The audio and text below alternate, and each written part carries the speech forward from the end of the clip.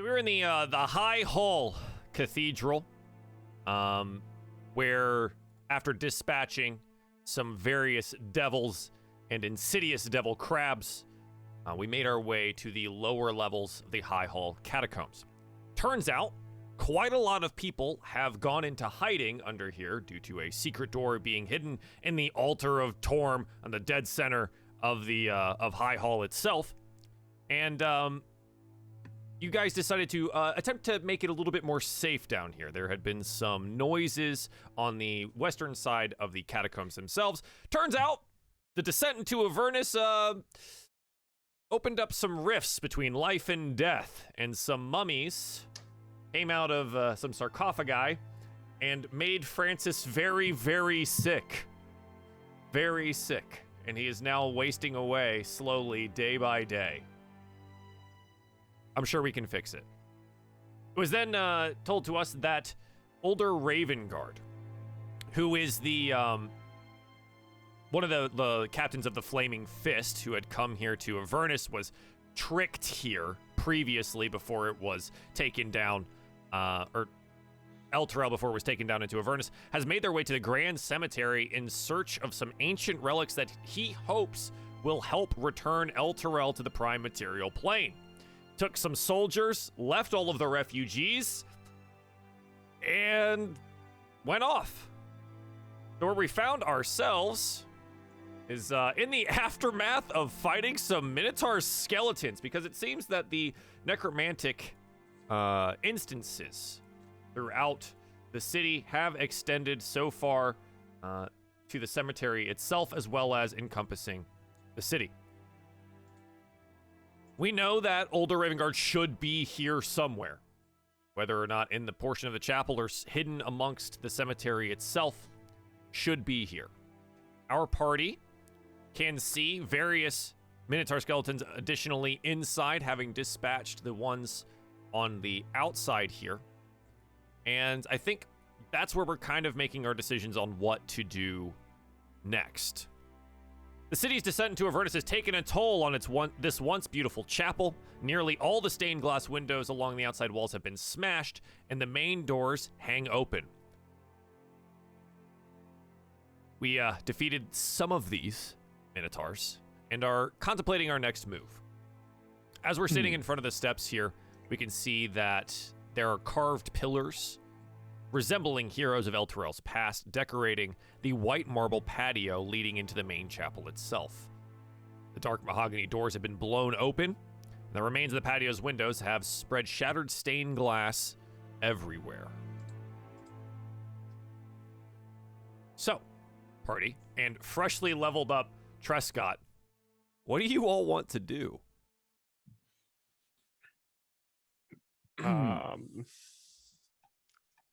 So guys, there's like a there's more inside. Well, do we have a more eloquent idea of what to do rather than just going through the front door? Have they noticed us? I assume not. We're talking to each other, not being ransacked or ambushed. Yeah. No, the one, if I recall correctly, you said the one inside was just kind of like standing there, as if it was waiting for something, right? Yeah, most of the ones inside of the ones that you can see here, they all just seem to be standing still. Does anyone think they might have an understanding of necromancy? This is like a general character question. No? Okay. No, I don't think so. Francis might eventually once he becomes dead. Oh, yeah, exactly. Yeah. Don't you Learning on the go. the necromancy book? What was that? Francis has the necromancy book, right?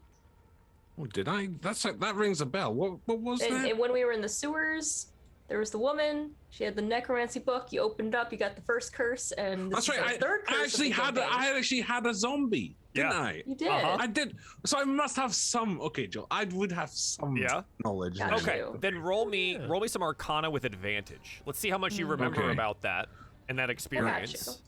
I read 16. Necromancy for Dummies. You did, essentially, but on a way higher level from that book. But you would understand, especially with your interaction with the zombie and having one of them, is that generally they only move to specific orders, any of these undead, if they were created by someone. So you might have an understanding that, yes, they're standing still because nothing has happened that would trigger their reactions. They have been ordered to do something specific.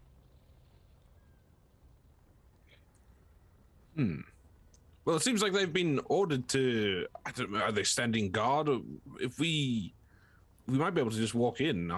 We could try that. Hey, Rhea, you would be more familiar with this place. Is there perhaps a back door or something?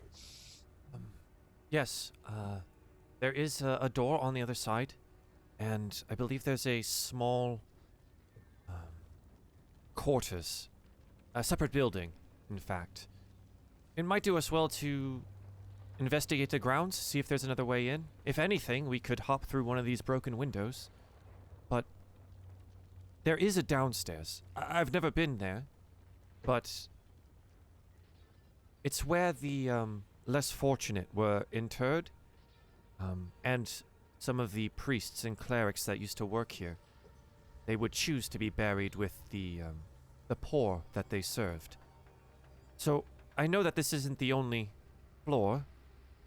I'm not sure if there's like a cellar door or anything. Well, perhaps scouting around is a good idea to start with, if we're not in any immediate threat. Does seem that they've not rushed outside to challenge us. Yes, we should, whatever we're gonna do, we should do it. I don't know how much time Francis has, and these guys weren't so tough, so if we need to deal with them inside, I think we can do it.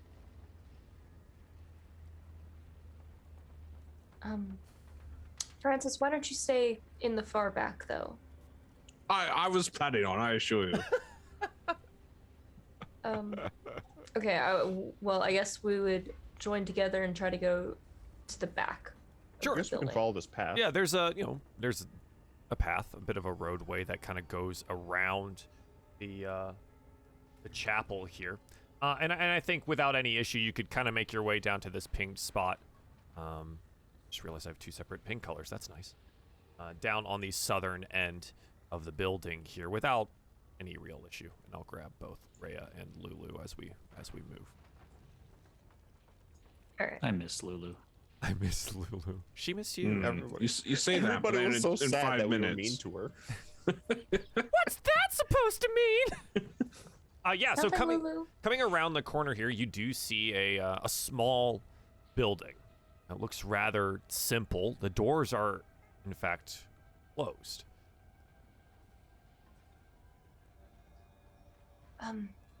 Let's go see if we can get those doors open.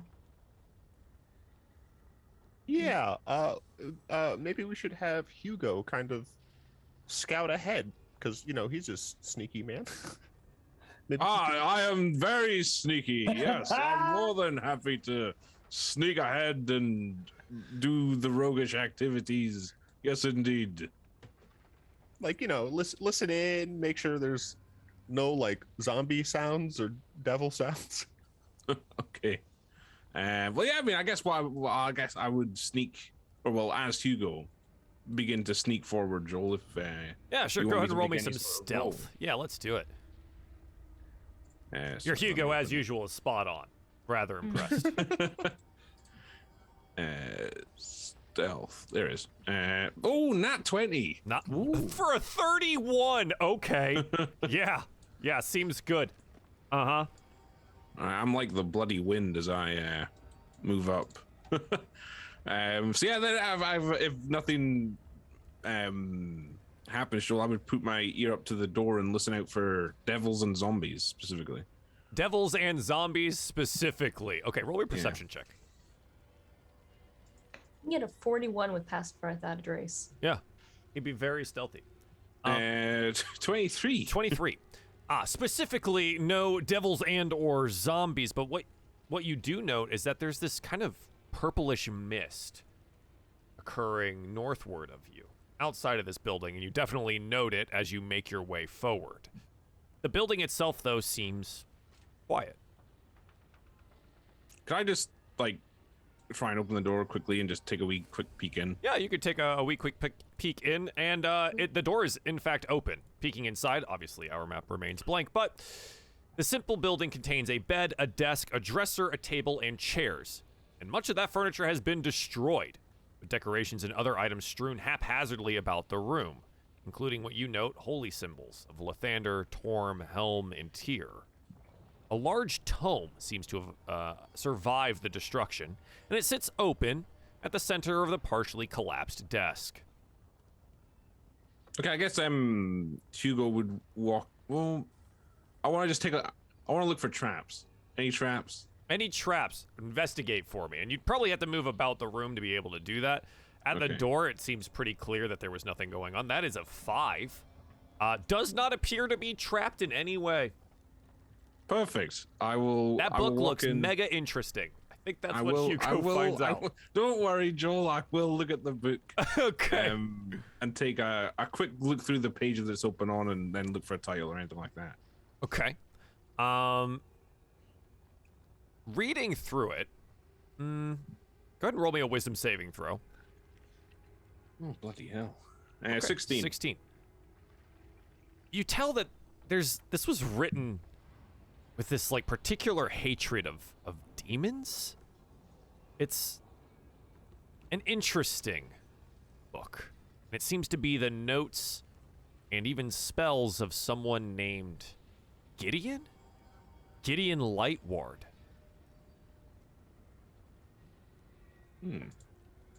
And it's specifically demons. Mm-hmm. Okay. It pontificates about the evil of demons. And you reading it and it instructs the reader to be ever vigilant against their incursions, expounding that demonic threats must be defeated at all costs. And it praises devils that stoically stand against the unending demonic tide, and chastises Helm, Tor, Tyr, Lathander, and the angelic servitors for not doing the same. Was this book written by a devil? I think you were to get any more than like the initial notes, you're gonna need to read more into the book, and it's gonna take more time, which you can choose to do so, but it's gonna take like 10 minutes or so of actually reading the thing to figure out most of what's going on there. Okay. Well, in which case I will just. But you said it's a big. Is it? Can I put it in Hugo's backpack? It's not like. It's a tome, right? So it's not like a slab big. or anything like that. Yeah, it is a book. Okay. And then did you say there was holy symbols on the ground? Yes. Or are they on the wall? I mean, if they're like small little, I would just pick them up as well and stuff them in my backpack. They were haphazardly strewn about the room. Holy symbols of Lathander, Torm, Helm, and Tyr. Go ahead and just put those in there. Rather small or either amulets or like little statuettes representing each of these different gods. They might come in handy. Who knows? I immediately think about the scene from The Mummy where Benny or whatever, the coward guy, is just holding up a bunch of different holy symbols. Yeah, just starts like pushing. Oh, yeah. and then he has like the Star of David, and he speaks Hebrew. Jeez, Gotcha. And the freaking Emotep was like, the tongue of the slaves. I'm like, okay. Yeah, I was like, all right, I guess we're doing that now. What a movie. Yeah, so that's what Hugo finds in there. Hugo's been gone for a little bit of time here. The rest of the party, you note that looks like the Minotaurs indeed do not shift in any way. But both Cyrus and Trescott being the closest up here, you would note the same kind of like purplish mist occurring northward of this small building that Hugo was inside. Cyrus, I don't like that mist. Yeah, I've had some weird encounters with purple mists, maybe in my past lives. Wait, what mist? What? It looks like there's some eerie purple stuff up there. He's gonna like look closer. Okay. Oh, yeah, that doesn't look good. Should we go get Hugo then? Hopefully, what if whatever that is affecting the building as well? I mean, he's been in there for quite a while. Yeah, let's We should go move get him. forward, I suppose. I think the whole party is gonna go towards the building. Okay. Peering my head in God, to see if Hugo is that in there. one health, Francis. It's so painful. Yeah. So peering in, you see everything that Hugo has seen, and probably see Hugo like sticking the testament into his bag. Oh, Hugo, you're okay. Just got worried you were gone a little while.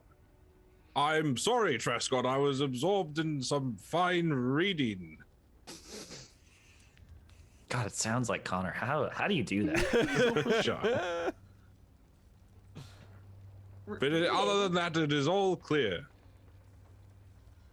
Okay. You're reading when we have to find something that'll help Francis. We don't have time for reading, Hugo. I'm sorry, but I thought there might be something in the book that could help Francis.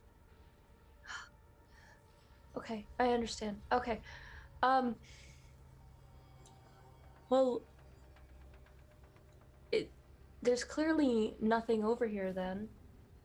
I mean, besides, you know, the scary purple stuff up there. Yeah, maybe that's what's causing all of these monsters to be everywhere. I don't know. It might be the fact that we're, you know, in hills. Could be true. Rhea, you said that there was a hidden entrance in the back of the building, right? Well, is it hidden that way? Is a bit aggressive. It's just a separate set of doors. Yes, it would be past that pit, spewing the purple mist. I don't really know if we should get close to the pit. Maybe we'd be better off just going in through the front door. Yeah, we could do that. We could also go in through one of the broken windows. A side entrance? Or side window entrance? I don't know if that'll be better than just the front door, though. At least going through the front door, we'd be able to see the skeletal minotaur people coming. We kind of see them as we approach. Okay. Well, so I see a few in there. Francis, do you still have that sparkly... I can't... It has such a colorful spell. I don't know what actually goes on during that. I just know that I have to close my eyes. Oh, yes, I can cast that. Yes, that would be no problem. Maybe if we go towards one of these windows and you can cast it on the side, and then we can go to anything that doesn't get affected by it. Yeah, that sounds like a good idea. Okay. Sounds like a plan.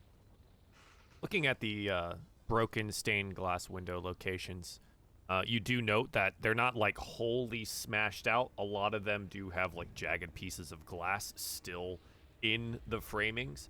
So being careful upon like getting through them, probably like dexterity checks or something like that to avoid being stabbed by any pieces of glass would end up happening, just so you know.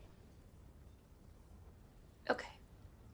Well, Francis, why don't you stand on the side of the glass then with, I don't know, Hugo, you want to stay behind as well?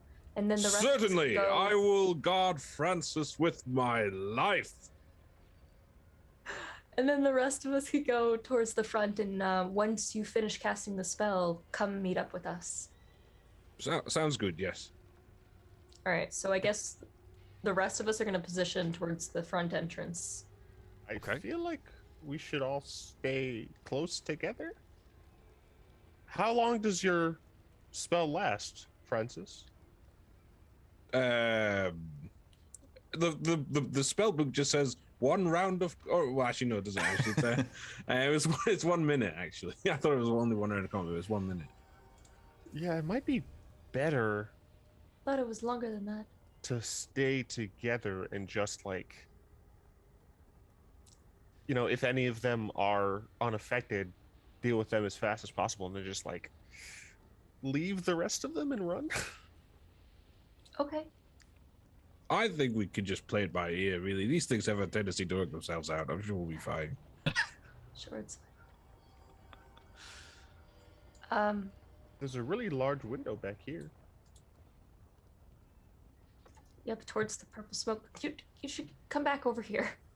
Please. Yeah, like we Come watch over. Cyrus is like going to peek around this thing, and then like tendrils of purple smoke are just swirling Yeah. closer to him. Are they really? Yeah, why not? All right. Obviously, as Cyrus and Rhea see this, they're going to back the fuck up. Good idea. Yeah. All right. Well, let's. Hungry purple smoke. I guess we're going to the front then. Okay. Let's do it. Boink. Oh, Francis, there are yeah, are you stairs. going to the front Same. too? Okay, cool. Sorry. Well, yeah, I mean, I think that was the idea, right? Because apparently we're running through now, or Yeah, we're just gonna. all right. I'm sure In my it'll all be past fine. life, we called this going whole hog. That is the worst. That is what we called it. Yeah. So coming up onto the white marble stairs here. Again, you see that the columns are carved to represent various different heroes of Elturel. And as you approach it, Rhea would say, "That's called the Walk of Bravery. There's legend that the souls of each of those heroes is actually bound to the columns themselves. I really hope not, considering how many undead we've seen, though. Here's Agnithar, Zokol of Torm, Berta Zomez, Yavina Druin, Kesar, and down towards the bottom there, Zivik, Dop, Rank the Bloody, Leviel, and Van Lancer."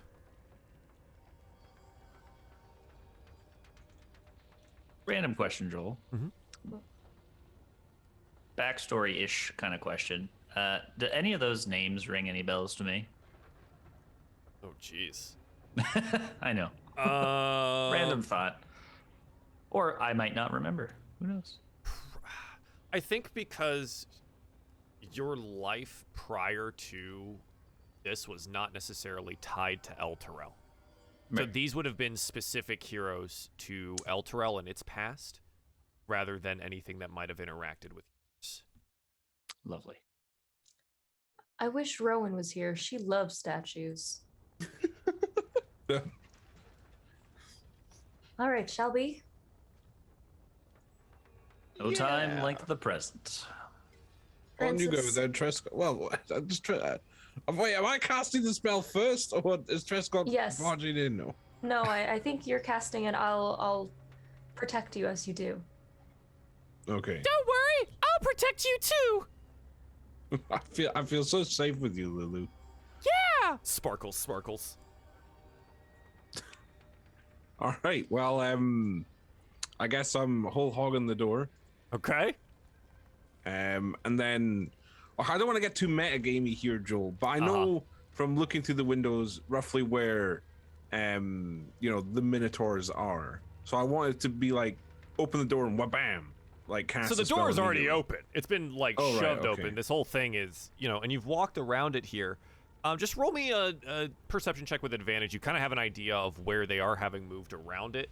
It is like dark and shadowy on the inside, the way that this is. But yeah, with a 20, I think you've got a pretty good lay of the land here. Additionally, you can see the following. In the once beautiful main area, the chapel is littered with broken furnishings and splintered chairs. The stained glass windows have all been smashed, though one remains mostly intact where it's fallen whole to the floor. you can see 4 of these Minotaur skeletons. Okay. If I just step, yeah, okay, that reveals most of the room. As soon as you okay. step inside, you're going to want to cast your spell because they begin moving. Yes, if that's quite all right with you, Joel, that is what I'll do. Okay. So it's a 30-foot cube.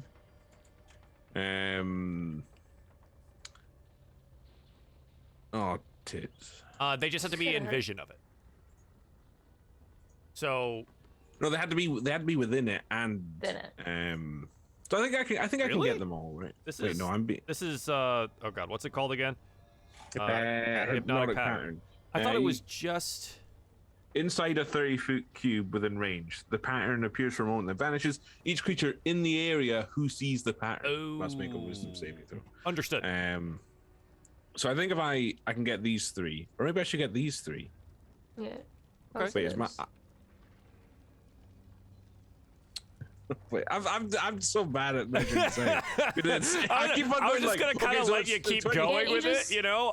Here, But here, I 30. got you. There you go. Right. If you start All right. here. Joel, can you? Yeah, look, that's optimal placement. Thanks, Joel. That's perfect. I was like, you know what? Let me just grab the measuring tool. We'll do this. Oh, this is only 20 feet though. Okay, well, it's 30 feet now. Yeah, but it's 30 feet. Well, it's actually. I mean, it's. Well, I'm saying if you start there, you probably get them all. It's 30 feet diameter, or I mean, 30 no, feet. it's 30 feet by 30 feet. All right, so that's 45. So So it's already too long.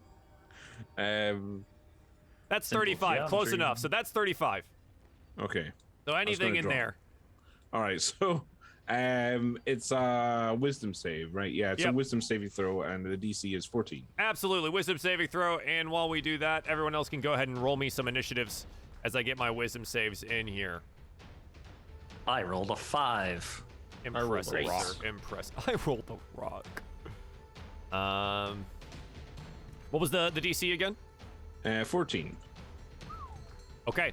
As the dazzling, flashing lights present themselves in the middle of this area here, you note that 2 of them seem to be dazed and confused, but one does indeed succeed.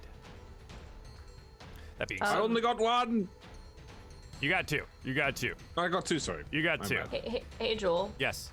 Since I said that I was going to be guarding Francis, can I have ready in action to shove him out of the way when after he casts it? Sure. Thank you. You're ready in action to shove. Got it. I hope I don't take 1 point of damage from the shove. No, it's a friendly It's shove. it's a friendly. I'm gonna just there you go. Yeah, and don't Tactical worry. shoves. Lulu is had tactfully put herself there to protect you continuously. Lovely. Yes. Oh, good. We love that for her. Okay. Let's see. I've got Cyrus, Francis, Hugo, Rhea, B, Trescott, and let me get Lulu on here. But while we're doing that, Cyrus, you are at the top of the turn order. Go ahead. Hell yeah. I mean, when in doubt, Hold burn it on. out. Okay. Hold on. Yeah, I'm gonna go ahead and do the sick thing that I've been doing a lot, which is it really cool? oh, it's glorious. I'm gonna go ahead and fire off. How many fucking extra sunbolts? I would freaking forget every time if it's 2 or 1. It's 2 sunbolts because you have extra attack. Okay, I was just seeing if how much the bonus one was. So yeah, I'm gonna do 4 total sunbolts. 1 Okay. for the normal one for the extra attack, and then 2 for the bonus actiony thing. And it's all gonna be targeted at the closest Minotaur. Flurry of blows. You're using that. No, it's just the bonus action for the radiant sunbolt. It has the special bonus action. Yeah. So let's see where. There you are. 1, 2, 3, 4. Hey, one of those is a crit. Yeah, I got 21, 27, Nice. which was the crit, 16, and 16. Okay, so you spend a key point to make the special attack twice as a bonus action. Understood. Yeah. Okay. 21, 27, That's a lot of 16, damage. 16. Jeez. Yeah, all of these hit. That's a lot of Literally damage. all of them. So 11, that's 20, 27, 36 total points of damage as it gets blasted with radiant light here. Nice. It looks to be about half as stable as it was just moments before. Damn it. Let's see. You have movement remaining. Yeah, Cyrus can take some heat. So I'm going to that's the line. I'm gonna also get up here in front. Okay. This is the first Minotaur skeleton that is up on the turn order here, and it steps forward and is going to attempt to smash down with its great axe against V. That is a nat 20 for a 26. Oh. It does 22 total points of damage. Okay. Okay. Francis.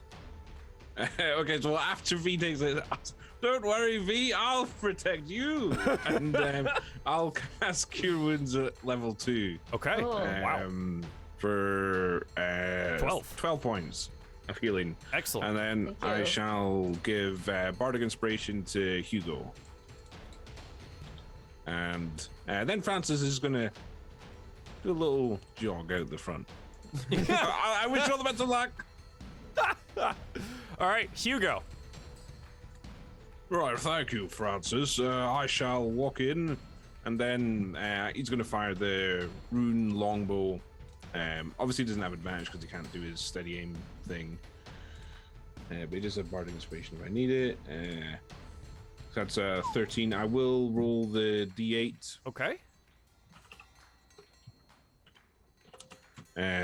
14. It'll be 15 total, and that will absolutely 15, hit. sorry. It'll do 12 piercing damage plus sneak attack. So go ahead and roll sneak. Bloody hell, Colin. This sheet's such a mess. For 2! Oh, wow. Natural one twice. Okay, 14 total points of damage. Nice. And that will... I guess Hugo will move up this way. And then now Ender's turn. All right, Rhea. Rhea is also going to be a frontliner. She's going to take out her radiant longsword and attempt to hit twice. Brand new one. Magic. 18. 9 will miss. The 18 will hit. For 4 damage. Plus 1. Oh, does that not? It's it magic. calculates in there. I think it's, hang on a second. This looks broken. Yeah. Yep, It's plus 1 bonus to attack and damage rolls. She should have plus 4 to this because her strength modifier. Yep.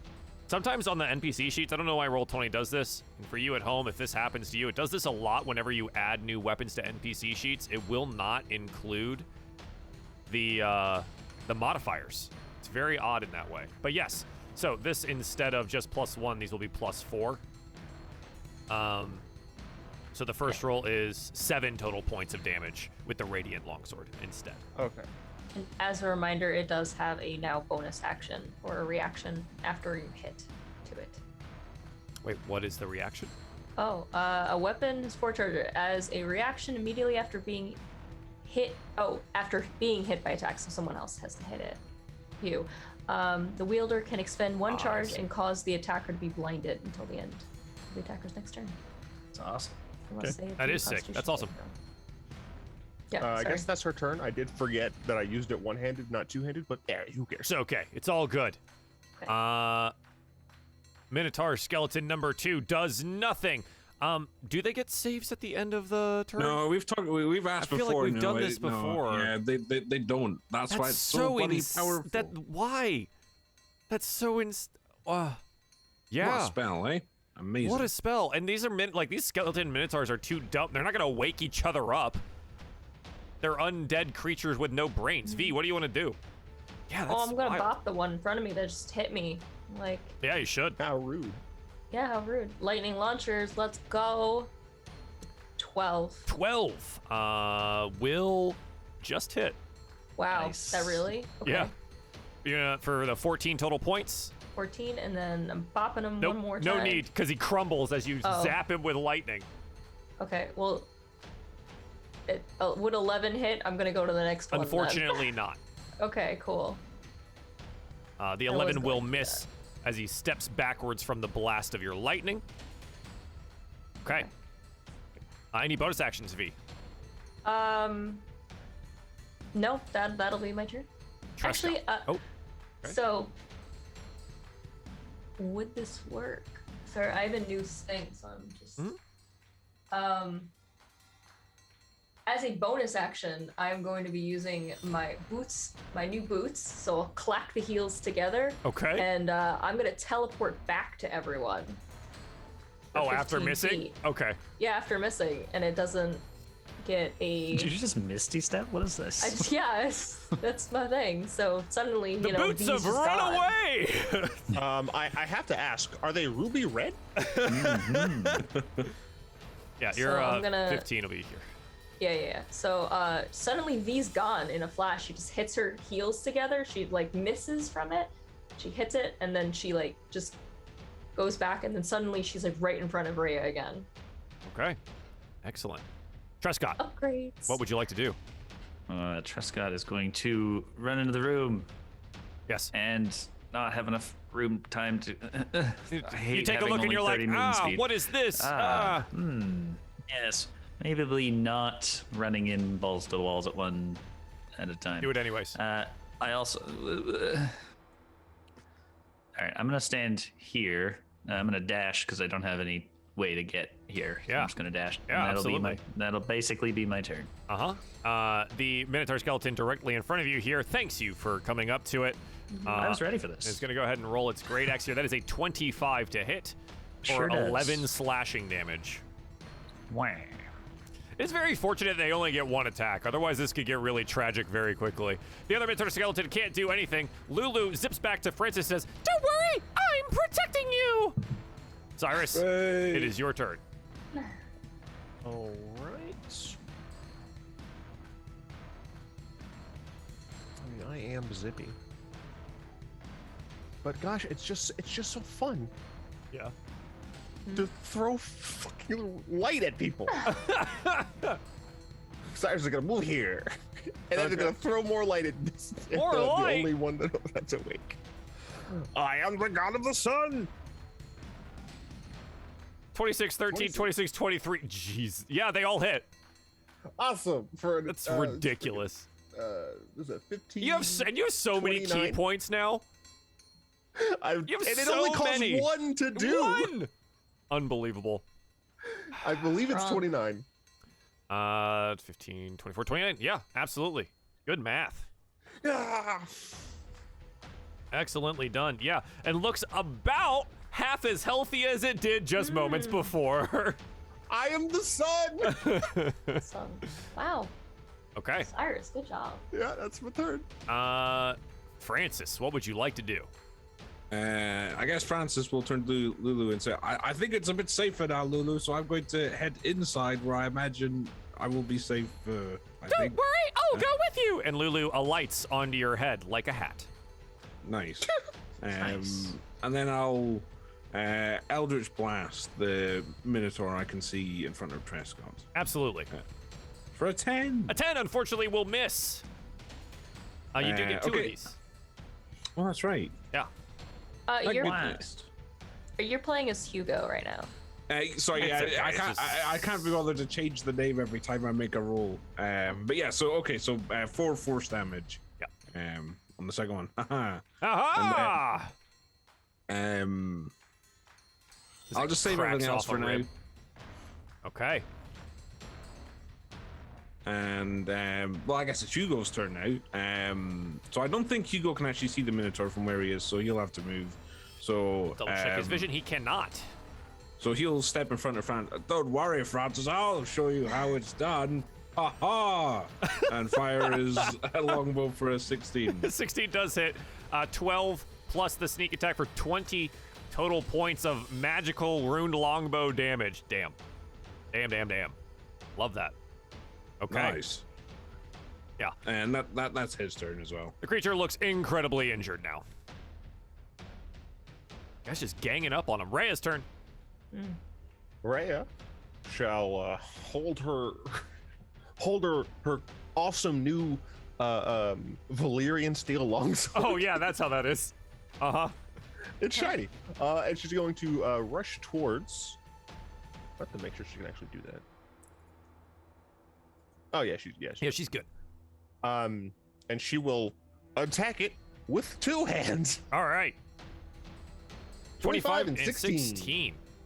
Or 10 and 6. So, yep, so 16 total points of damage, and that'll be enough. The radiant longsword burning through the skeleton. As Cyrus, I will say, okay, now before the spell wears off, we should just kind of like run to a different section. Rhea, where should we be going? I think the downstairs is and she points to like the curtain here. I think it's through here. Well, Okay, let's go then. Let's go. Lead the way. Lead the I way. guess we're all hustling, I guess. Mm-hmm. Yeah. Okay. So yeah, you basically have a round to just do something. So V, Trescott, Lulu, Cyrus, Francis, everyone can move. And then does someone open the curtain? Yeah. I mean, I would rush through. I think we're all gonna Oh yeah, stand. you rush through. Okay, that's great. Yeah, wonderful. We love that. There's people in here. Oh, Joel. Yeah, of course there's people here. 3 curtained archways connect this chamber to the other areas of the chapel. Shattered wardrobes and dressing tables, as well as a number of smashed mirrors, suggest this was once where priests prepared their daily services. Spiral stairs on your left here seem to be guarded by weird insectoid-looking creatures, and each armed with a wicked trident. You also see a man? He look kind of like a man. He has wild, dreadlocked hair and glowing red eyes. The 2 bug-like creatures kind of look like this. They look like that. Joel, I'm not letting you get away with this. Was that a freaking deep cut Mad TV reference? Yeah, of course. Wow. Yes. You look like a man. You look like a man. Look-a-like a man. Wow. The nostalgia. Yes. That thing's hideous. And just as you were about to face off, the man looking in surprise, I thought I heard someone outside. Quick, get them! A cacophony from the stairs erupts, and, well, let me move this first, and then a bunch of things come storming up the stairs, including a giant scorpion and 5 dretches. Oh shit.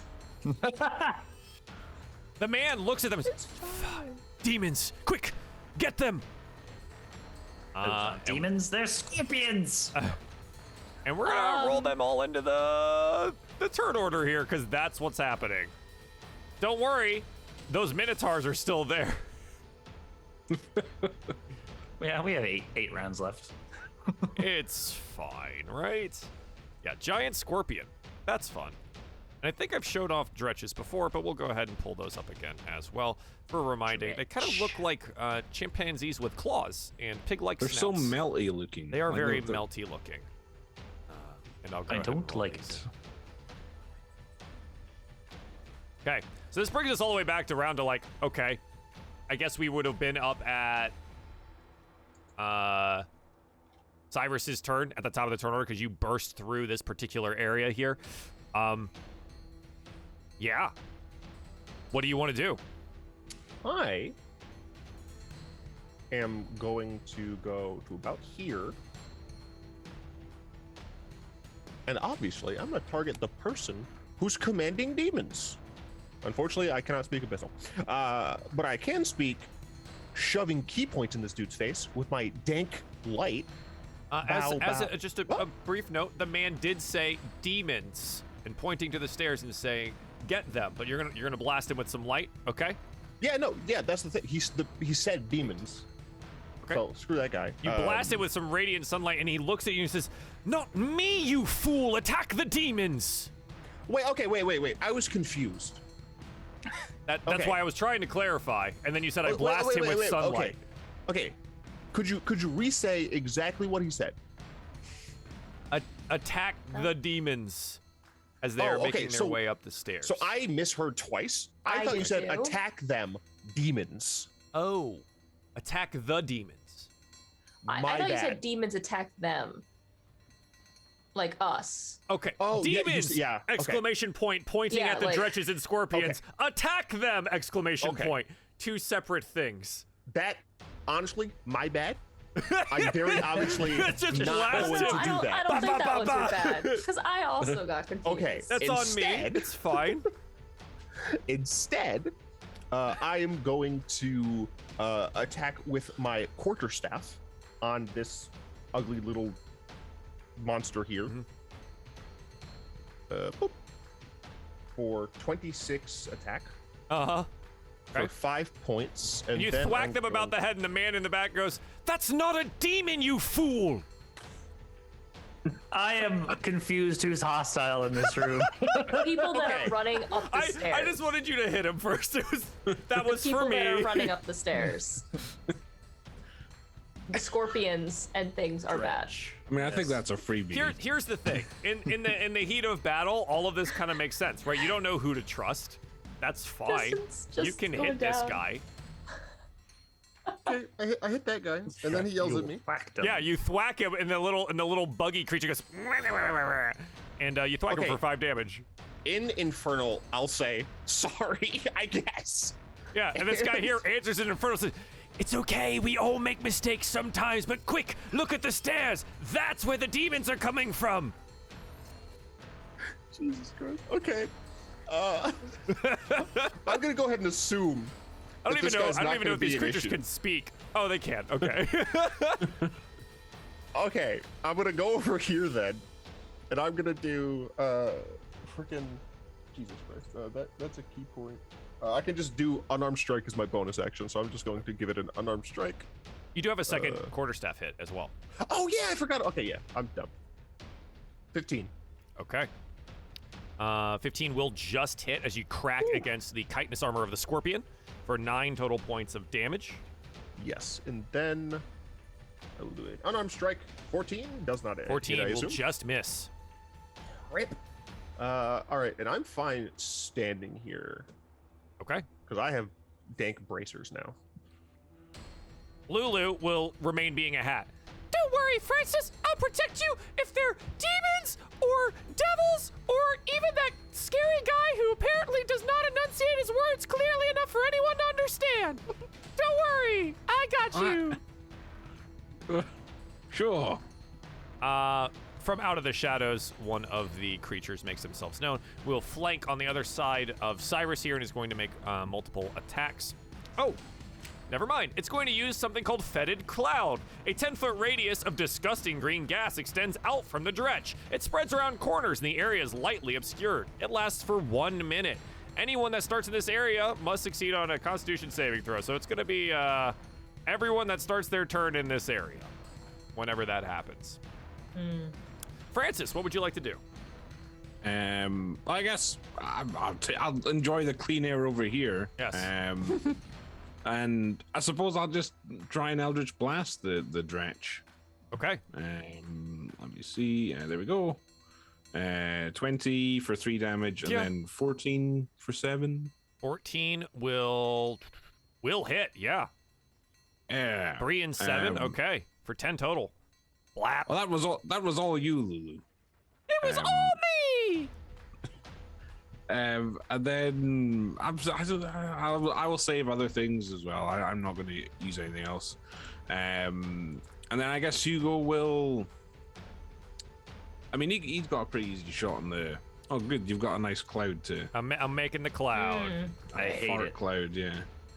Well, I guess I'll shoot the ruined longbow with steady aim, so I have advantage against the dretch. So Yeah. 27, 8 piercing, plus 7 sneak, so 15 total. 15 total. Yeah, it dies, Nice. but the cloud remains. Oh. That ends Hugo's turn. He's gonna stay where he is. Okay, Rhea. Rhea must roll me a Constitution saving throw. She does get +3 on this because of my aura of protection. Aura of protection. Just that area there. 13. A 13 will succeed, Nice. resisting the poison. Thanks to that dank aura.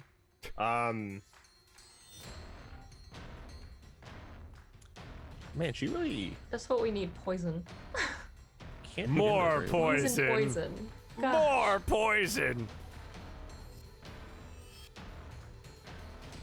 Oops. That's not what I intended to do. I guess Rhea is going to rush through here. Okay. Is this outside the cloud range? Yes. Or no? Just out. Okay. And I guess she's going to ready an attack. If ready, just a two-handed long. If anything comes through. If anything comes through. Sure. Yeah. Absolutely. Okay. The next creature.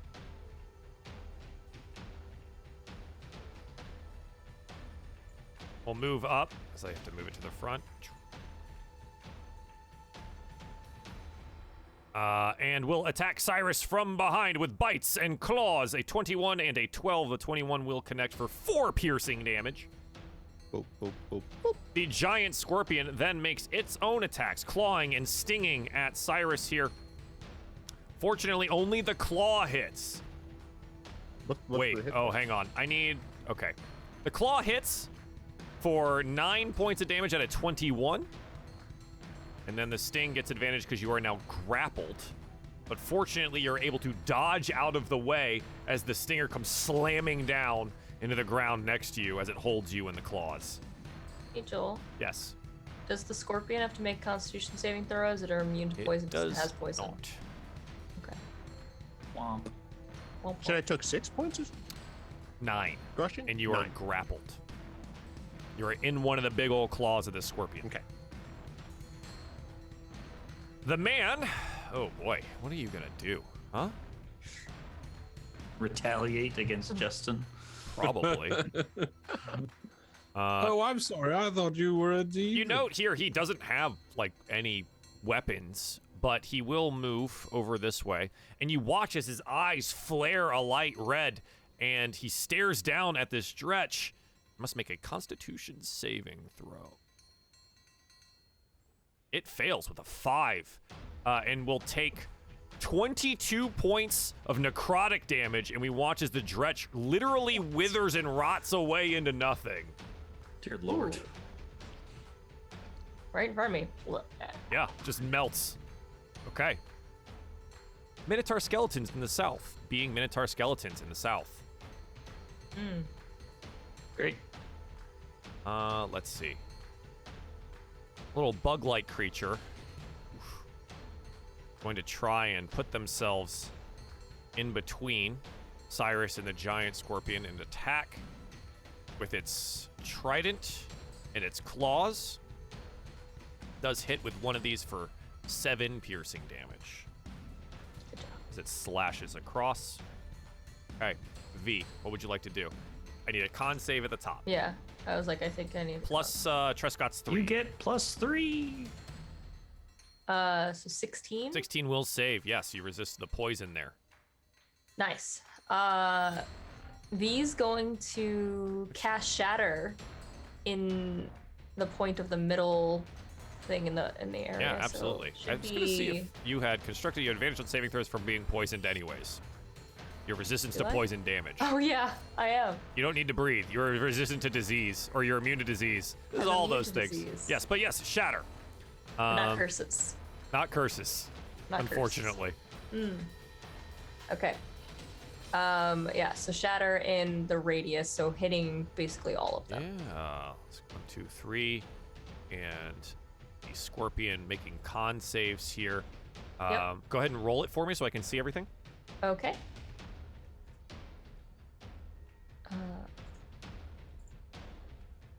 15. So 3 will save, but the scorpion will fail. The scorpion will take the full 13 points of damage. Oh, The well. Dretches, however, will take the half at 6. As an ear-ringing sound that shakes the bones of the very creatures it hits damages them. It is audible for 300 feet. Oh dear. Yeah. Bing. Just it's like a nice little like you hit. Oh, yeah, is that what it is? As it hurts them and vibrates them to death? Yeah. Like really, Okay. really loud. It's fine. Yeah, anything else? V is going to probably step back, actually, like right outside of Out of the cloud Yeah. range, sure. out of the cloud range. Trescott, what would you like to do? Well, Trescott's gonna. I have to roll cons or You something. do. I need a Constitution saving throw, please. So I believe with your paladin, you are also resistant to poisons and things? I'm immune to disease. Doesn't say anything about poison. Ah, okay. This is not a disease, it is a poison. But I did roll That is a an 19. 22. You are resistant to it.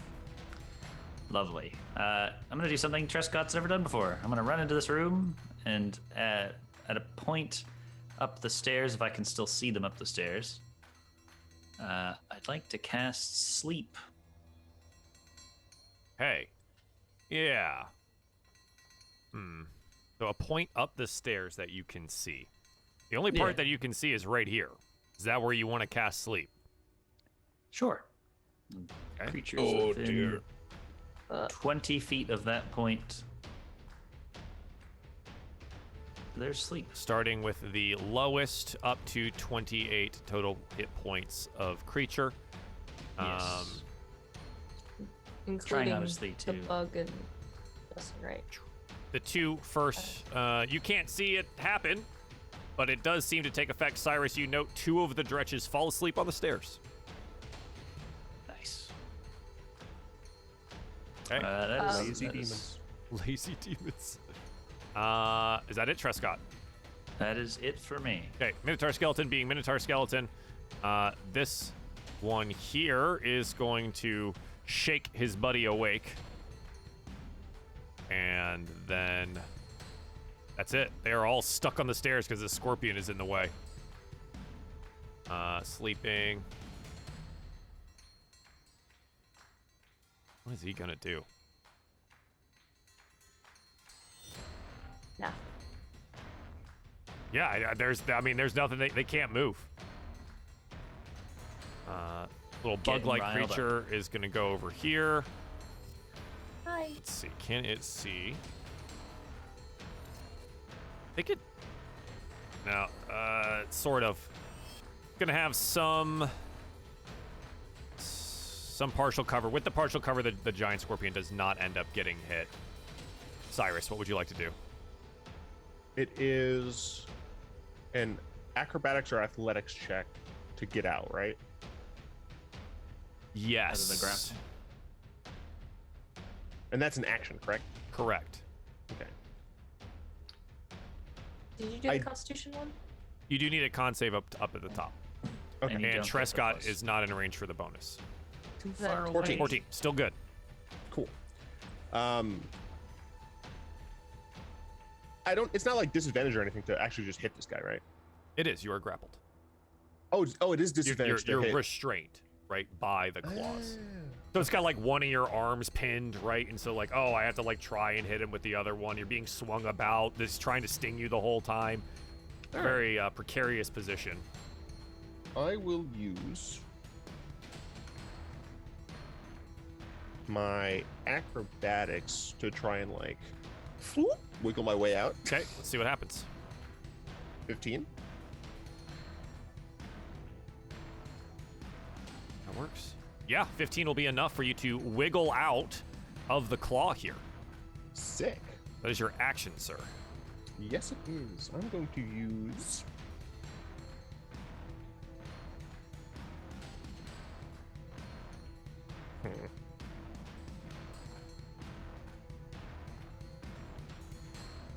Yeah, well, I don't want to be in this fart cloud anymore. I'm going to use my bonus action and a key point to step of the wind Disengage. Sure. and then yeet myself up here. And that will be all my stuff. Movement, bonus action, action. Yep. Okay. Francis, what would you like to do? Can I see the scorpion from my current location? You can.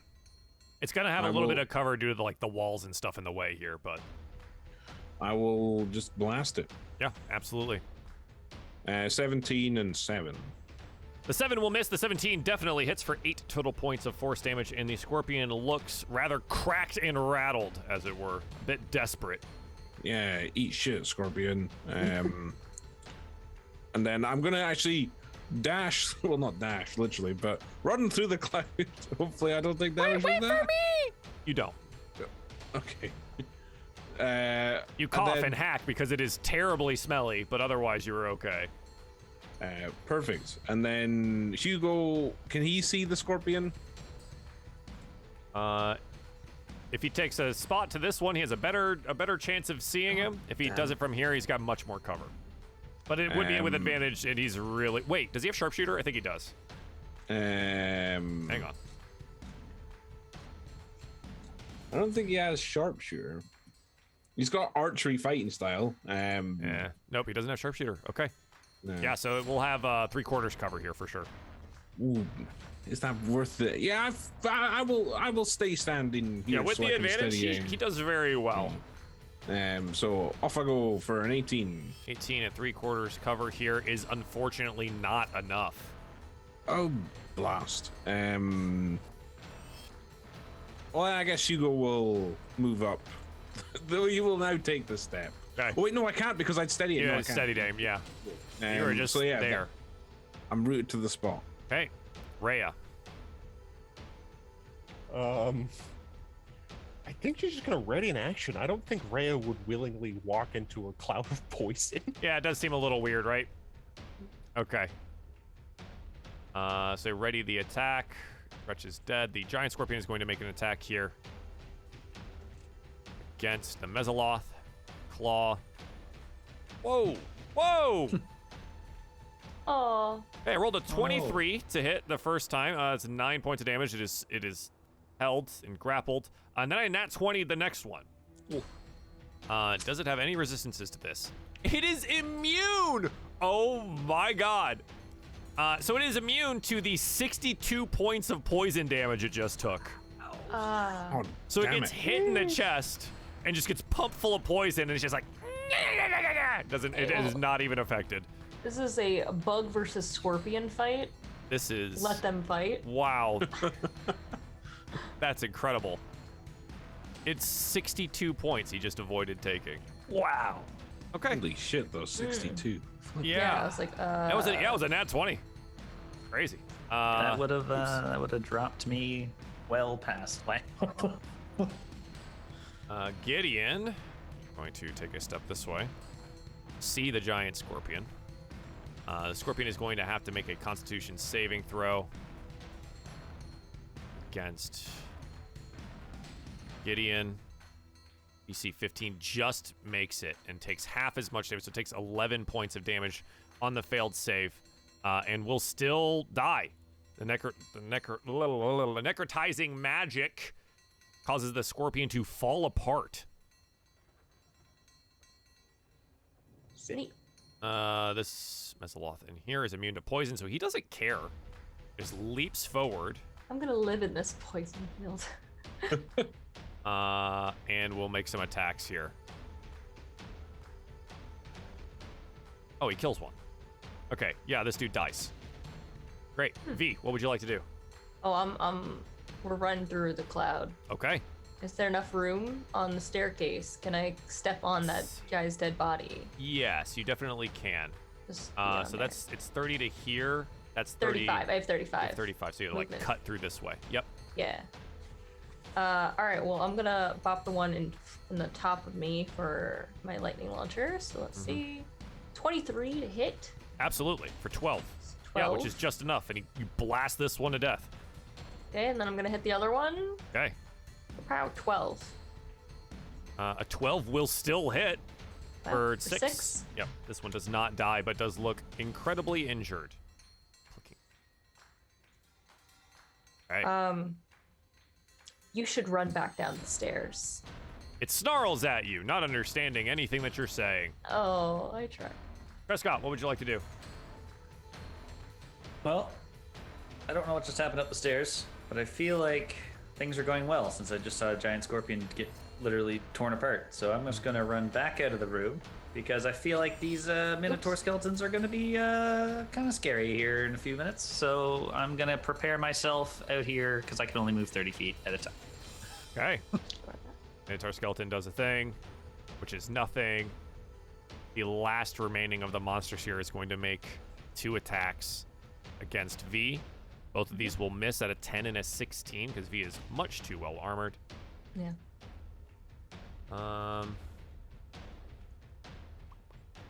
Oh, he can make it. The other bug-like Mesoloth comes into the room here and makes a couple of attacks.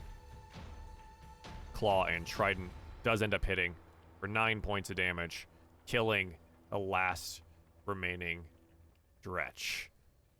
And combat takes a bit of a breath here as we're in a standoff. The fetid cloud behind, V surrounded by both of these bug-like creatures, and one Gideon Light Ward standing here looking at everyone. The Minotaurs down at the bottom, time ticking by as their days is coming to an end. After the demonic creatures are dead, you note that Gideon kind of puts up his hands. My name is Gideon Lightward. I do not intend to harm you, but instead thank you for your assistance with the demons.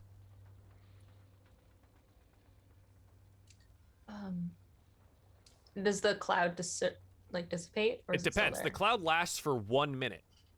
That Okay. cloud dissipates technically after the Minotaurs come back to life.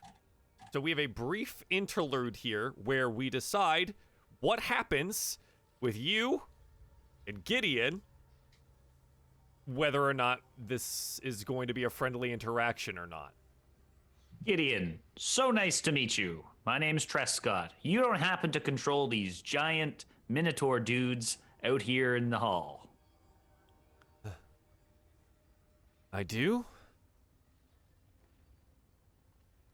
Can you make them not hostile? Because some of them are already dead. We really don't want to fight them if we can help it. I have one question for you then. Are you a friend of any of the demons? No. No. Wait. Joel, I have an actual question because I'm not sure. That flying thing that Hugo became friends with, The is it Vrock? a demon or a devil? Because I cannot remember. He's technically a demon. I made a mistake in calling him a devil, but it doesn't Oh, matter. But yes, he is a demon. Rock the Vrock is a demon. Hugo, think- no, I'm not friends with any foul creatures, the lot of them. okay. No, we're not friends with any demons. We're here to help people, the people of Elturel. The humans. I have a question for you. Why are you friends with devils? They are the only things standing between us and utter annihilation by the demons. It is clear that we must ally ourselves with them if we are to survive. That would be a little bit more palatable if they weren't also killing people. This is not my problem. I am here to stop the demons and the demons alone. So you won't interfere with us trying to help people. Are you here only to slay the demons within? We are here to help people. If there's demons to be slayed, I assume we're all fine with that. There was an armed group of humans that entered the ossuary, and he points to the stairs, earlier. Because they were not demons, I allowed them to pass. But since there are now demons rising from the bottom of the crypts, I must assume that they are in league with said demons. Gideon, Or they who just lost. Upon hearing that, V's gonna run down the stairs. Wait, Gideon, who are you exactly? Are you from Elturel? Why? How do you command the demons and have an alliance with them? V's gone. Yeah, she's Just done. ran downstairs. Gideon yells out and yells to one of them in Infernal, one of the Mesoloths. Quick, follow her. Make sure she doesn't come to harm. Okay, cool. Because I can understand that. And one of them. I'm going to Mesoloths respond follows. to the dude in Infernal and just be like, look, technically, I'm not a fan of the devils because, you know, we've had to kill some of them because they try to kill us. But as long as we are able to help the people of Elturel, I'm not going to get in your way. If any devils attack us, we're going to defend ourselves. If there are any demons, we're going to heal them. Is that reasonable? Roll a persuasion check. All right. Not exactly the best. I got a 7. You who wields the sun. I think I can trust you. Look, I'm here on a mission to help people. I'm still speaking Infernal, by the way. If you want to give us some sort of like charm that we can show the devils to not attack us, not harass us, I'll be willing to take it. My god might not be happy about it, but frankly, I'm here to save people. You know We're now all that here the to save Minotaurs people. are moving. The gas cloud has faded.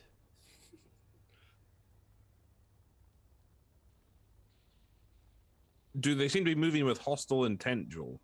They're moving closer, but not like they haven't raised an axe. They're not rushing towards anyone here. We're clearly in a tense situation. They're, moving now, which I think is the most important part of that. Gideon looks at Cyrus and then speaks in common. Your friend here has made a deal, or is at least trying to. Maybe you should tell them what you're doing.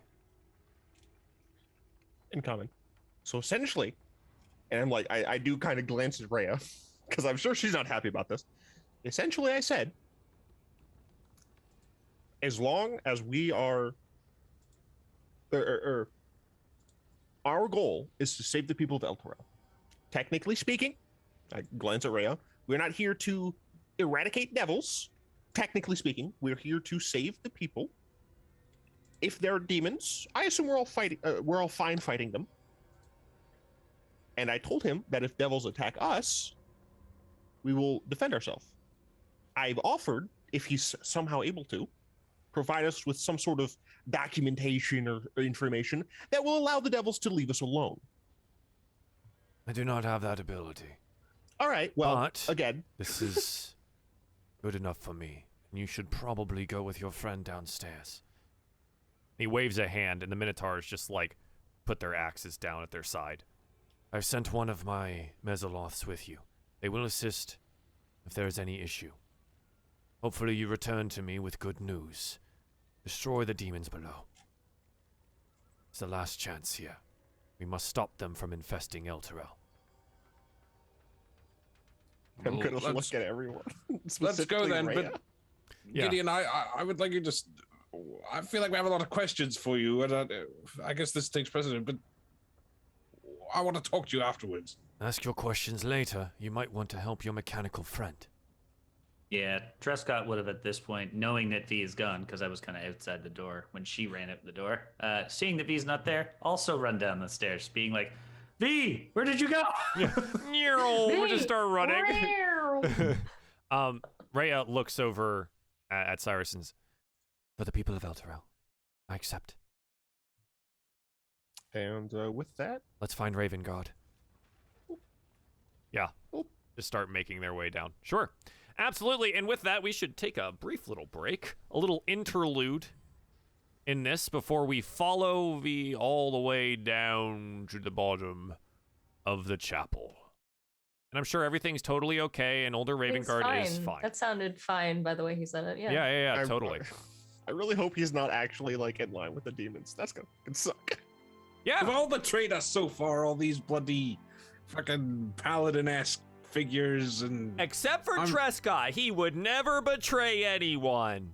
I can't wait. know, for but the that's know my rest of backstory. Prescott has an intelligence of 4. He doesn't understand how to betray anyone. Excuse me, I have an intelligence of 5. Sorry, John. We will be right back. Yeah. Yeah, welcome back to Descent to Avernus. We're downstairs in a different area. The stairs curled down to an unlocked door in a workshop. Beyond, it appears to be where priests and acolytes prepare dead bodies for final internment. The place has been ransacked. Knives, saws, piping, and tubes littering the floor acid and embalming fluid pool everywhere amid a field of shattered flasks and jars. Coming down the stairs, you probably would see V looking at this door, but what you haven't noticed earlier is that there are little bits of steam kind of coming in certain of her, like where she's like her little connections. And there's just randomly little bits spraying out slightly just all over her. And she is staring at this door and trying to like figure out how to get it open.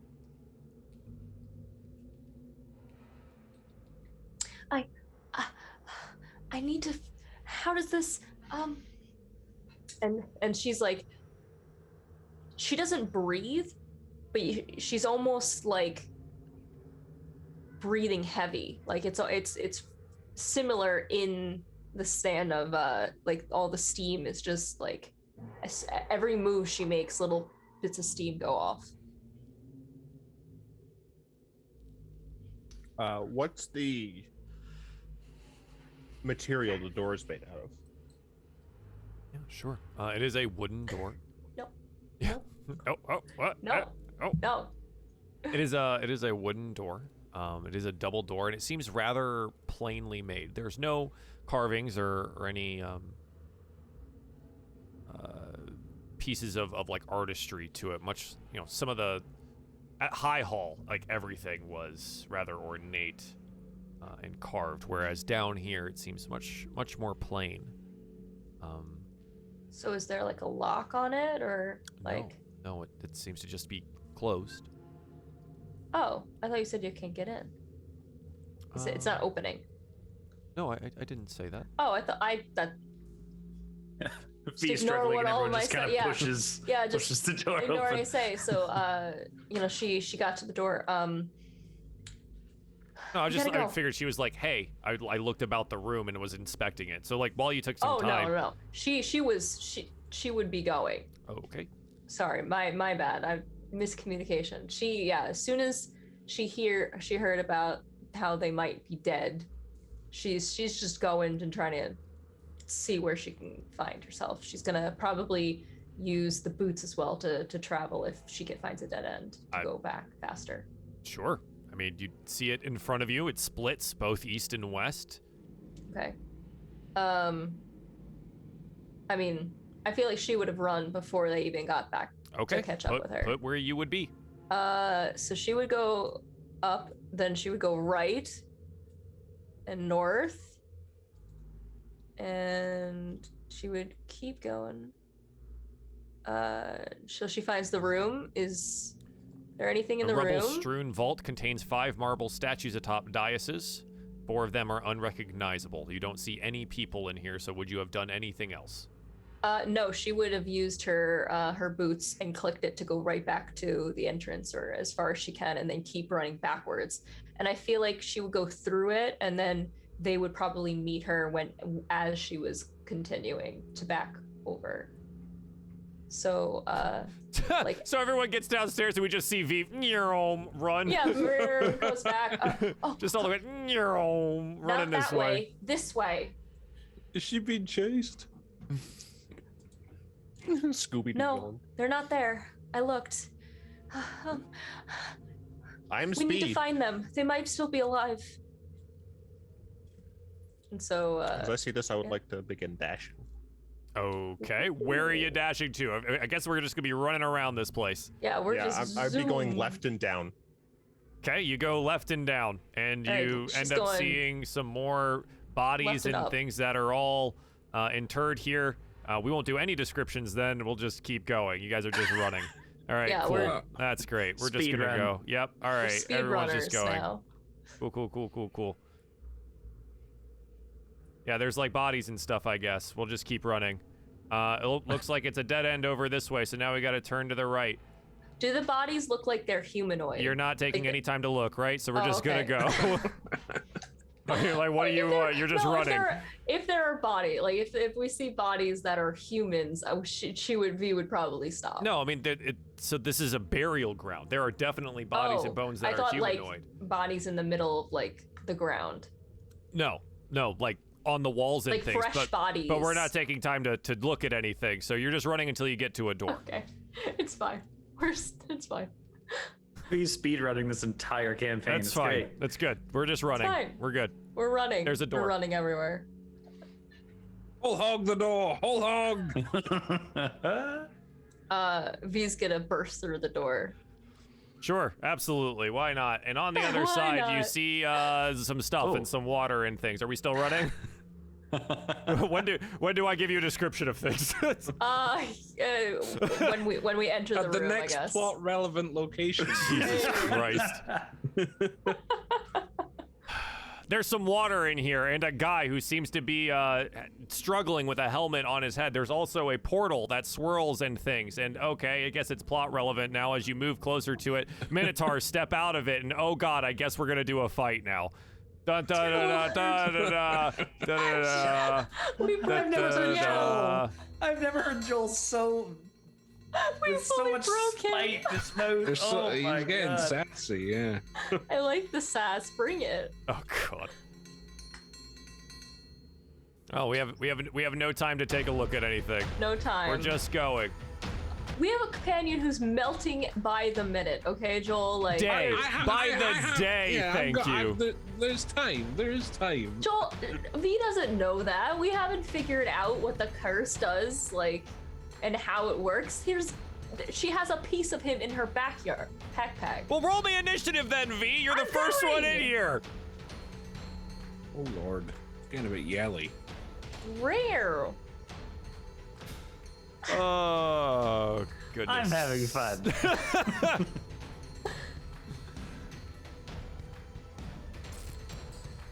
Three wild-eyed minotaurs step through this weird portal that we just saw. Who knows who the guy is on the ground struggling with the helmet. Hopefully he's okay. There are actual bodies strewn about the floor here. I guess we found the right spot. Are you a good So- guy? Cyrus V, Hugo, Rhea, Trescott. Am I missing anyone? You're missing me. I can't seem to. It's been very slow for me. Am I there now? There we are. Yeah. Finally. Sorry. There you go. There we go. And then I will get clearly the most important person in this campaign, Francis's hat, Lulu. True. Of course. She keeps my ears warm. She does. Like the big ears are over your ears. Francis, you hear a cry of shock and alarm from V, maybe, I guess, and it is your turn. I guess I'll step forward and I suppose I see the minotaurs. These Yeah. specifically don't look undead. They are not. They look like real, live minotaurs. Well, I guess are they our enemies?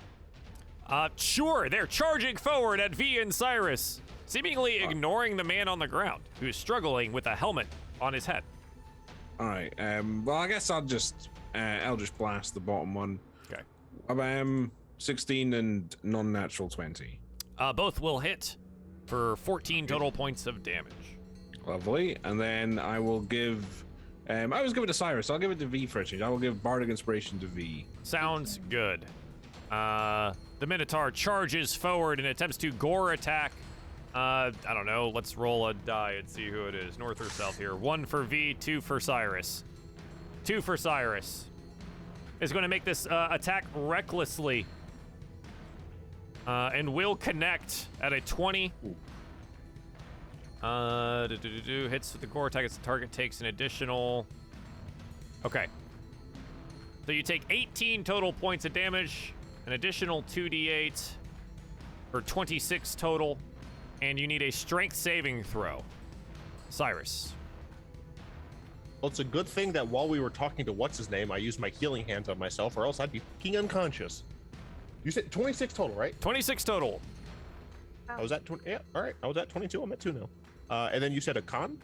I need a strength save as he hits you with these horns, throwing you backwards. 19. You. Nice. So you hold on here, and you are not thrown backwards and or knocked prone. But you do take the horns directly to the chest. Grab a bull by the horns, the old adage goes. Hey, that's a good song. Cyrus, go. Hey, yeah. Yes. Speaking of, I'm gonna go ahead and use a bonus action to cast Shield of Faith on myself. For the next 10 minutes, I have a +2 to my AC, making my AC 21 now. Okay. That I will use. I will use my normal thing. Well, Yes. wait. What does Reckless Attack mean for me? You get advantage on all of your attacks against this creature. Cool. I don't think it'll matter. I guess I'm just gonna try and hit it with my quarterstaff. Okay. Oh right, it should have that on advantage. Well, I'll do one more normal one. Because that one's 25. Okay, so yeah, those are the same, and then this is my actual second attack. Okay. The first one hits for 5. 20. The second one hits for 9 total. Okay. For 14 total points. That is the damage that I have dealt. I don't have Misty Step. You know what? It's fine. You've already used your bonus action anyways. Yeah, it's true. I'm chilling. I'm chilling. The Mesoloth that was assigned to you dashes forwards here.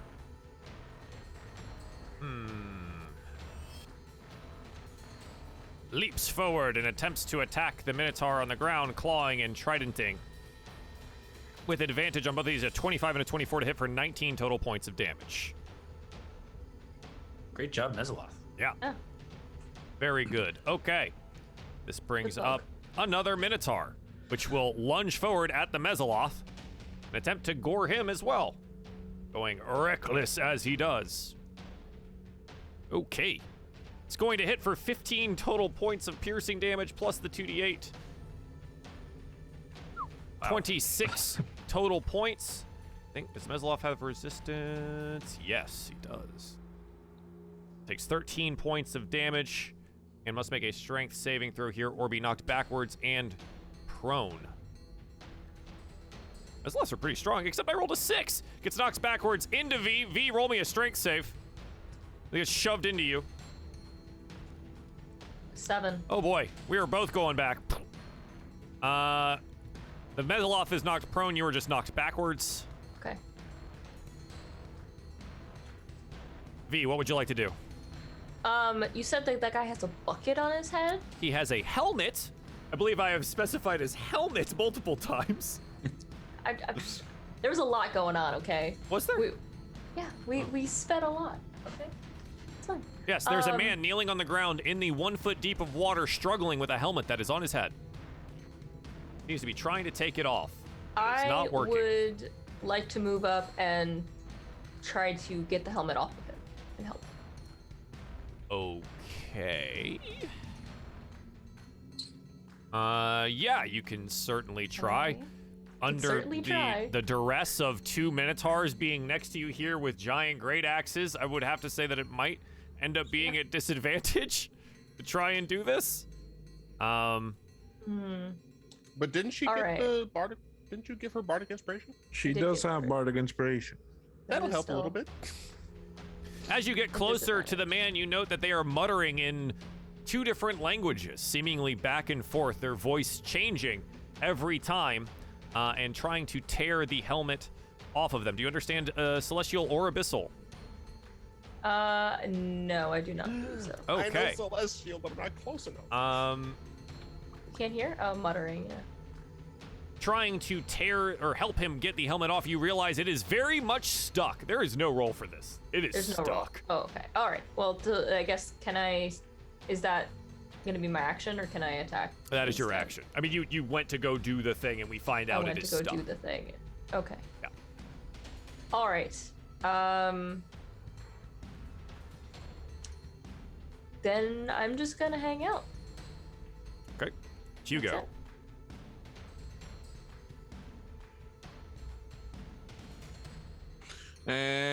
I think you. Sorry, I was like, I forgot it was Hugo there for a second. I will move up and just fire my bow at the closest Minotaur, I suppose. Good plan. 28 Absolutely hits. and sneak attack. So 21 total points of damage. Yep. Boom. Big damage. But I mean that This character is so boring. Nice job, Connor. Bo. Like I could use action surge and make another attack, but I don't feel like I need to right now. Yeah. I have all these like psionic blades, but nothing seems better than the bow. So Nothing is better than the bow. It's very true. I will stay where I am. Okay, Rhea. And my turn. Oh, I can't see Ray anymore. It's down there. Should have vision of her, but I'll go ahead and double check that.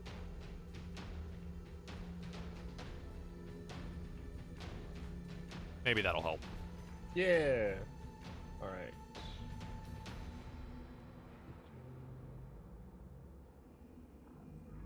Click on the thing.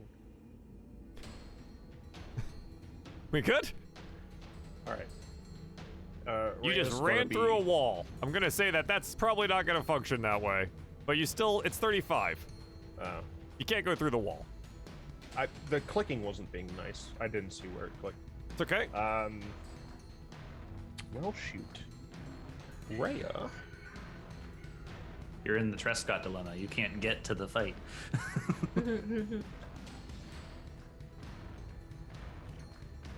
Rhea. Does Rhea? No, this dude has a helmet on. I guess Rhea's gonna ready in action. Okay. Just in case Cyrus goes down and he gets gored or something. Sure. She'll ready in action to attack a Minotaur that gets within range. But she'll also just say like, do you Minotaurs speak common? We're here to help Elturel.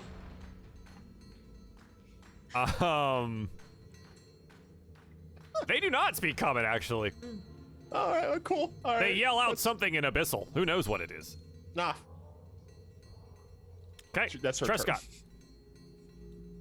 Whole hog. Trescott's running in. Gonna attack with a longsword. Here we go. First attack. Finally of the day. get to hit something. Yay, Trescott. Whack with advantage too, which is Indeed. nice. Whack. 26. 26. Absolutely hits. I will divine smite this as well. Okay. Whack. 20 total points of damage, and the creature seems incredibly injured. I'm gonna take another whack. With advantage to 25. 25. Absolutely hits. Roll that damage. As the second yeah. hit here cuts across the Minotaur, it splashes into the water, pouring out blood. Okay. Well, that was a good turn for Trescott. Trescott's gonna feel good about himself and pass his turn along. Good job, Trescott! Don't worry, I'm protecting Francis! Could you protect me instead? As the next Minotaur runs forward to recklessly attack Cyrus again. Oh no. Yeah, we'll I make am- the gore action too. What's up? Okay. I'd like to use my fighting style as a reaction to impose disadvantage. So it'll be a on straight roll. The first attack. Okay. So with that, fortunately with disadvantage, a straight roll is a 19, which will not go up past Cyrus's new AC of 21. Hey. The magical ability in Trescott imposing himself here is blocked by your magical shield. I just imagine Trescott just like, hey, just like what? No, not allowed. Francis, it is your turn. Francis shall take one step forward and say, "Don't worry, my friends, I'm with you." And I will cast Aid at level 3, targeting thank you. Cyrus, Trescott, and V. So they each gain 10. So their max health increases by 10, and they gain 10 hit points. Yep. And that's that. And then I will stoically observe the fight. Lulu joins you in stoic observation. Yes, we are being stoic. Okay, Cyrus, what would you like to do? All right, I've learned my lesson Okay. to never go back into melee. I am now fully casting. No, I mean, Okay. like it's just like correct to do. The portal to portal worries me, but I don't have a way to do anything about a portal. So I'm just going to. Oh, I forgot. I was like, oh, I'm gonna shoot the guy up there. I forgot there's one literally next to me. Never Yeah. mind. I'm still in melee. I guess I could use a bonus action to move, but that I'm just gonna quarterstaff this D-bag. And they did use reckless attack. They did. Advantage. Indeed. 16 Does hit. for 10, and then my extra attack, 23 for 8. Yep. And then an unarmed strike. I'm just gonna like kick him in his ugly hoof legs. For 17, 10. Jeez. Yeah, 28 total points of damage. I didn't realize my unarmed strike would do that much. You are big strong. That was max damage. True. All right, cool. I did 28, and I'm just chilling. Yeah. Smacked that guy. The Mezoloth is going to get up off the ground using half of its movement and then leap forward to assist V. Will attempt to Trident and Claw with the advantage that it does have here from the reckless attacks. Both of these are going to hit for 17 total points of damage. Okay. That Minotaur up on the northern side here.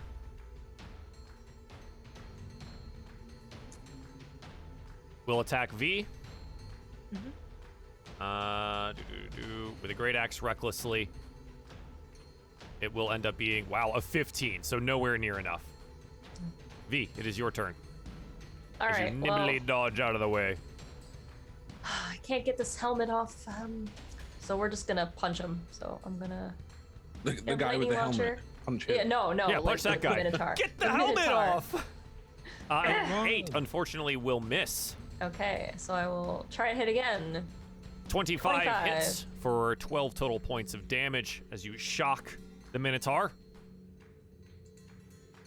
This is, and that'll be her turn. Okay. You go. Hugo will just shoot at the one that attacked recklessly, I should say. Hugo. For a 13. A 13 is just going to miss. Oh, that's big poopy, Joel. Yeah. I guess this is the point where Hugo would action surge, and he will try again. Oh, good. Okay, yes. Thank Finally. goodness, I got to do something else. For 24. 24 absolutely hits here for the 8 points of piercing damage and then the sneak attack as well. Okay, so that really wasn't worth it. That was 11 to that point something was out a there. little limiting there, but you know what? You got him. You got it in there. Nice. Nicely done. And then Hugo will just, I guess, move here. Wait, Okay. no, there. And then end his turn. Did he use the aiming at all or just take advantage of the No, reckless? I was quite smart there, Joel, because I knew that I had advantage, so I thought I don't need to use the steady aim. That was very So- smart. It's Rhea's turn. Rhea. Okay, so Rhea was one of the Hell Riders who, like, didn't have nearly as much experience, right? She was relatively, like, new.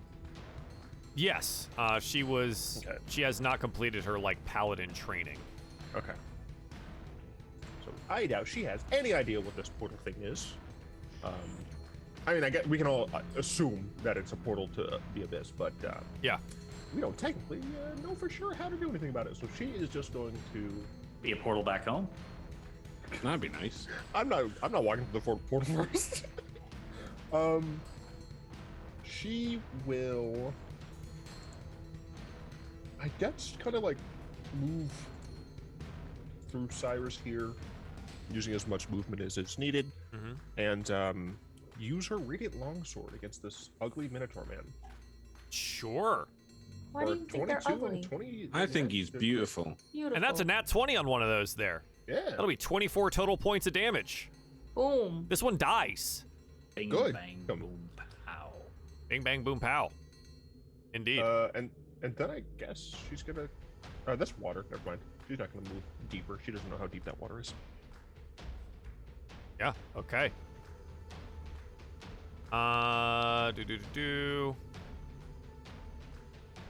No, you can kind of tell that the water's only about a foot deep all the way through. Okay. Then she would probably move up here.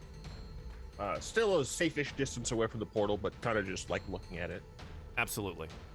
Okay. Prescott. One Minotaur remains. Hack and slash. Whack. Boom. 18.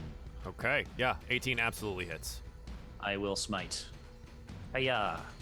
19 total damage. 19 total damage. Nicely done. Yeah, big hit. Another attack. Okay. 13. Wow. We'll Those are just great. miss, unfortunately. Wow. In which case, I will be ever so scary standing in front of a Minotaur. Okay. Excellent. Wonderful. We love to see it. Lulu. I'm protecting Francis! I just heard that. Because why not, right? What's up? Nothing.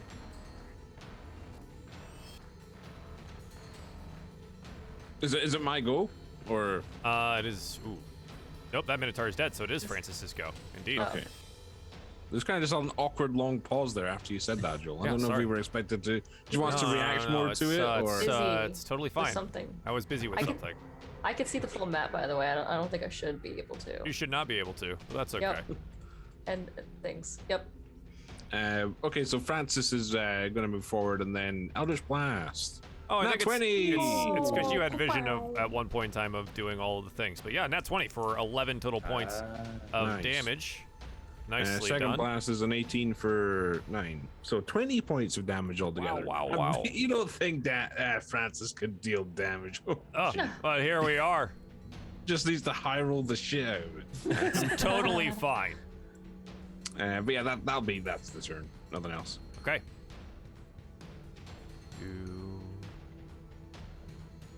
As Cool. Cyrus, I will move up closer to Helmet Man since Minotaur seems to be swarmed up on enough. And I guess I will kind of examine the helmet to see if I can help as well. Okay.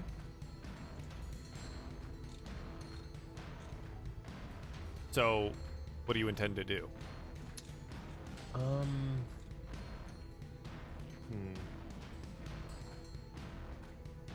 Struggling with a helmet. Strip his head off. Yeah. I don't really want to get do out that. a circular saw and just cut through the metal of the helmet. Try not to hit him with the saw blade. Woodcarver's tools don't have metal stuff. I need metal tools. I guess I would try to like. Man, this sounds weird. I guess I would try to like slip my hands like under to see if I could like pop it off or something. Yeah, having to force the man's hands away from the helmet that he is trying to tear off of himself here. You're now close enough. You understand at least the celestial portion of this, right? Yep. Yeah, okay. Jeez. A voice alternating with some abyssal tongue here seems to be trying to keep a creature at bay. It's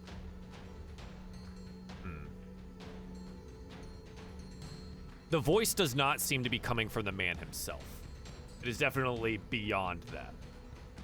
And you note that it is reciting some mantra that is trying to protect the man.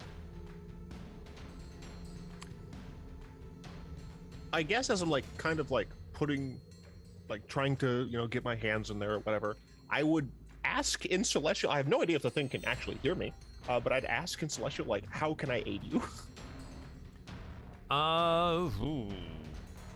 Roll me a persuasion. 14. 14. Okay. The voice does not answer you. It seems firmly in some kind of battle beyond what we can see. Right. With this abyssal voice. As you try to get your hands underneath the helm, you realize, like V did, it is stuck. And it's not like I feel anything physical. Right. It doesn't feel like it's physically attached. It's like this thing is like magically like stuck on this guy. You pull on it and it's not going anywhere. Yeah, Right. it's- I guess I would shout and just be like, I think this guy has a fight over him that I don't think we can interact with right now. Well, let's And, deal with the Minotaur first, and then we can get back to him. All right, cool. I'll totally use a bonus action. Okay. I can move fucking Speedy Gonzalez. So I will be a fool and move over here. And then oh wait, no, I'd have to I'm stupid. Sorry, I forgot that. Yeah, I have to attack. Never mind. I forgot that I would have to attack first in order to get the flurry of blows. I'm good. That's my turn. Okay. Mezaloth will attack the remaining Minotaur here with advantage.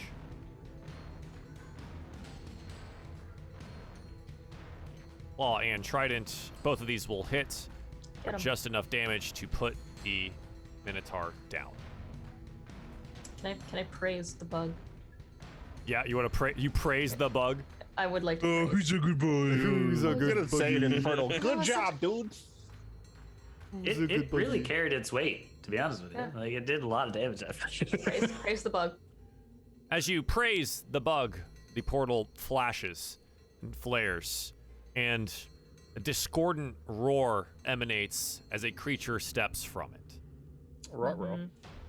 Oh, A three-headed you. beast, one a dragon, one a ram, and the last central head a lion, winged and angry, steps forth from the portal. Go ahead and just roll that in. What is going on? Okay. Welcome to hell. The Mezaloth's turn over. V, what would you like to do as this new creature steps through the portal? It seems to ignore the man on the ground. Okay.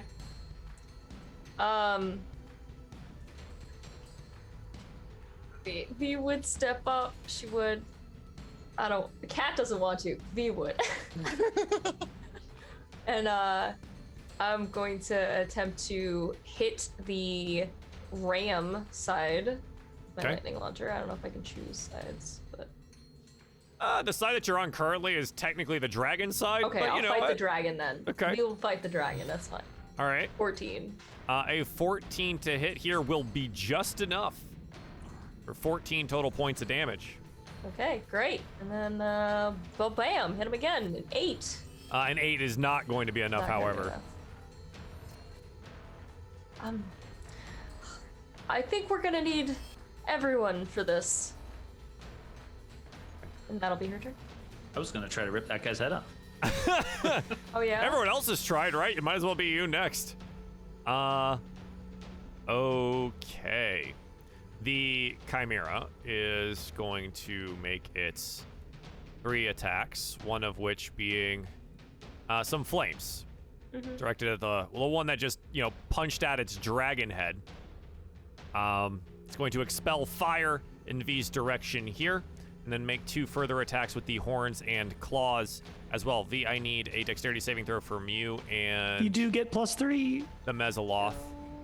Though I do believe the Mezaloth, has resistance here. And 17. What a lad. I have resistance to fire as well. okay, the 14. 17 technically. Oh, yeah, 17 will be plenty to save here. So you will take half as much, which is going to be 15 total points of fire damage. The Mezaloth will also take the half. Would that be halved because I have resistance as well? No, that is the base half. So so you take 15 and it'll be halved again due to your resistance to the fire itself. So you were Yeah. successful on the save. It'll be 7 total points of damage Got it. with Thank the you. resistance. A lot of math. Appreciate it. Which our buddy the Mezaloth also gets. The creature, however, lashes out with both the horns and the claws. The horns will miss at an 18, but the claws will find purchase at 22 for 10 total points of slashing damage against V. Okay. It is now Hugo's turn. Hugo will fire his rune longbow, with steady aim, so he has advantage. So 21 for 7 piercing damage. Absolutely. Plus the sneak for 2. Oh, 9. 2. Wow.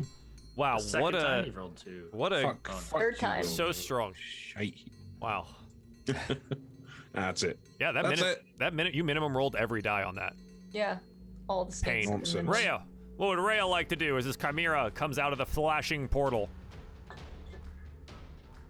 You know, this is kind of her job, so she's gonna walk up and hit the ram side. Okay. Like, you ram. The 12 will miss, but the 18 will find purchase for 5. She stays by the you ram. Okay. Trescott. Lovely. As Trescott runs up to engage in the lion head, because I'm not scared, he yells out, "I wonder if the person on the ground has anything to do with this portal being open." And then he takes a big swing with his longsword at the guy. yeah, the You're gonna hack his chimera. head off. We're getting that helmet off, damn it. That is a 14 will be just enough to hit. Oh, divine smite time, level 2. Ooh. Right, I have to burn a second level spell slot Indeed. for that. Wang. So is that's 3d8, right? Yes. An additional D8. Do. Hit the button. Boop. Hit the D8 button. Boom. Okay, 13, 26 total points. Yes. And Nice. I will take another swing with my second attack. 18. Does hit. Smite again, because screw this giant thing. Wow, okay, dude. But this is only at the first level because I'm running out of spell slots to burn. Way. So there's 18. 18. 18 more damage. That's still a lot. Yeah, okay. Come at me, foul creature. And that's it for me. And Lulu says, "Yeah, get him!" And remains as Francis's hat. Francis, what would you like to do? I think I would like to use Mantle of Inspiration, so for my bonus action. So I'm just reading that again because it feels like it's been ages since I used it. So, spend Bardic Inspiration.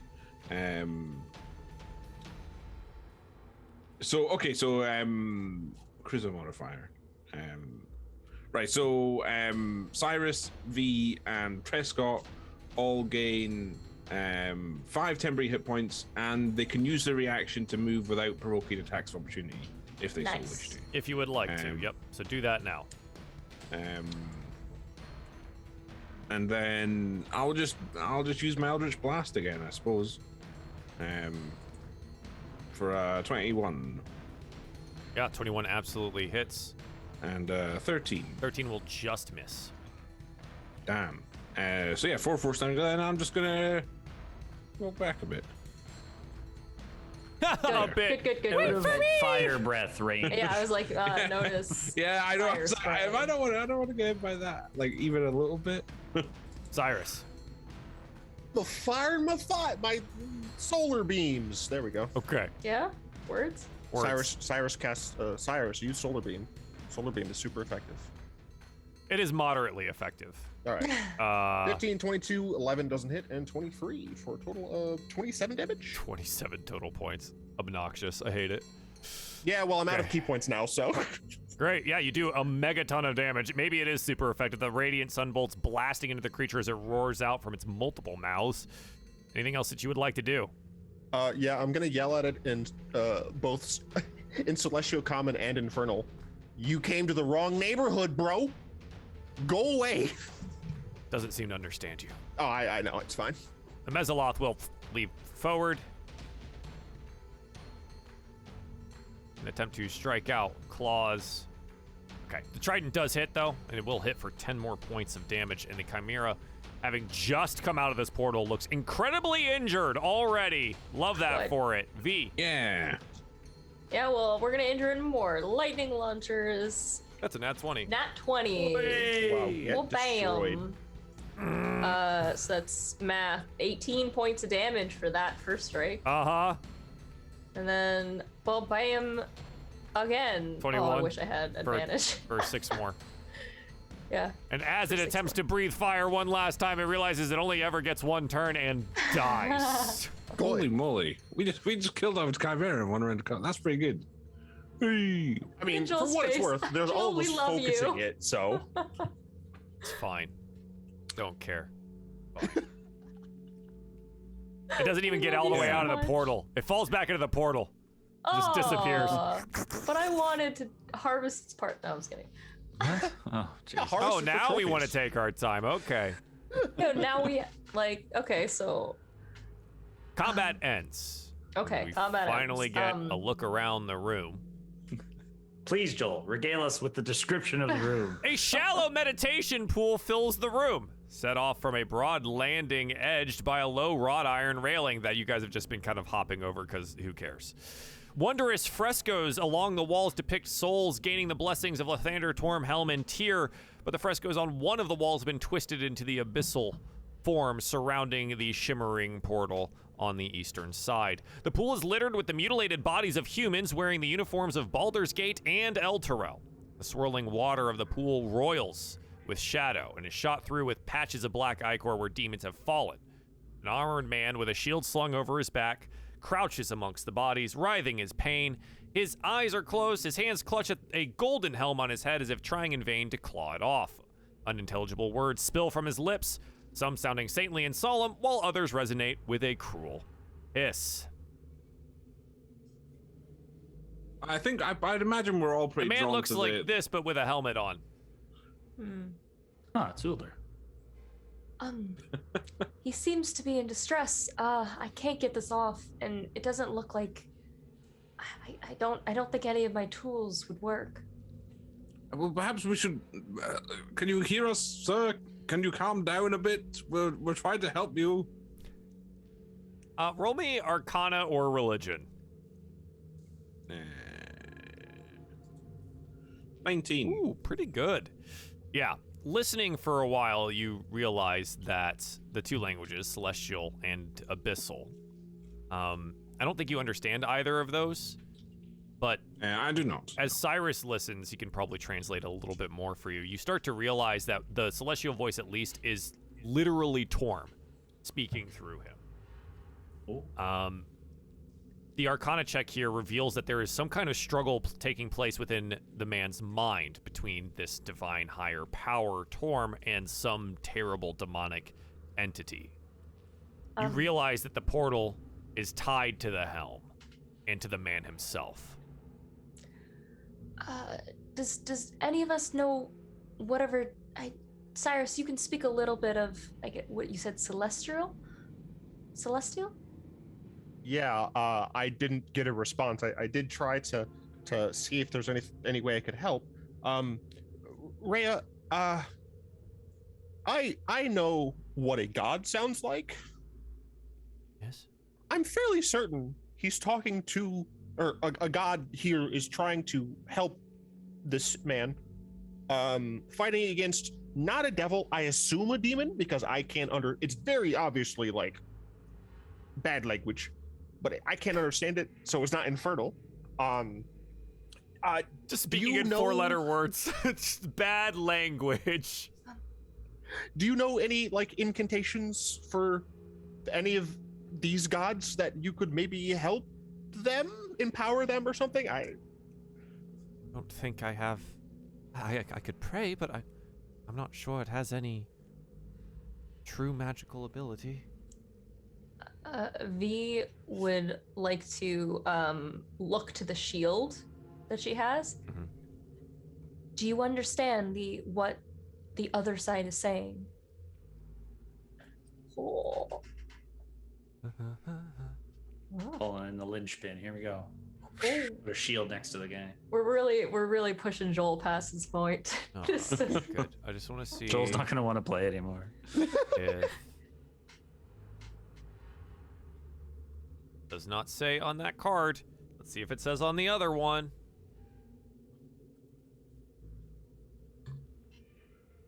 Did I spell it wrong? No. Okay. I mean, I know he knows infernal. Yeah, I figured that, but like, Let's see. Infernal. That's it. Just Inferno. Yep. Okay. He goes, "No, I do not understand the other, though it is a rather powerful demon." Very well. You said, Joel, that the fresco, one of the images of the deities has been defaced. Is that in like a physical manner? Are we able to like remove the defacing somehow? Defaced. It seems that the fresco behind the portal has been physically altered to contain demonic creatures. Not defaced, but actually changed. Much like many of the paintings and sculptures and things from High Hall before, they had been changed to have more fiendish characteristics. These seem to have been changed to show more demonic ones. So where, yeah, I guess that would make sense. Where the rest of the walls have shown souls gaining the blessings of Lathander, Tormhelm, and Tyr, the fresco on the wall behind shows people gaining the blessings of some enormous demon. Oh man. Hey, you know that mace that I have? Yes. I would like to attempt to deface the demon. I would stop you. I would definitely stop you from taking a mace down to this man that's No, what? clinging. I'm not talking about the guy. I'm talking about the demon on the wall. Oh, on the wall. Okay. Like, can you get into the demon on the wall without stepping through the portal, though?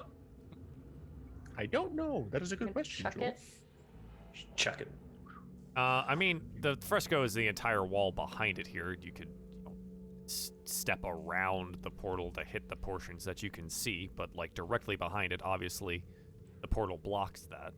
And you can't really see the fresco behind that portion of the portal anyways. The main thing I want to do is deface the demon. The demon who is the one that is giving favor, essentially, just kind of like crack my mace into the wall. Okay, you crack your mace into the wall and deface the fresco itself, and nothing else happens. Well, that was my idea. I mean, it seems tied to the portal in some way. Can we shut the portal down? Is there any way? So again, your previous check here, Francis, told you that it seems the portal's magic is tied to the helm and to the man kneeling there.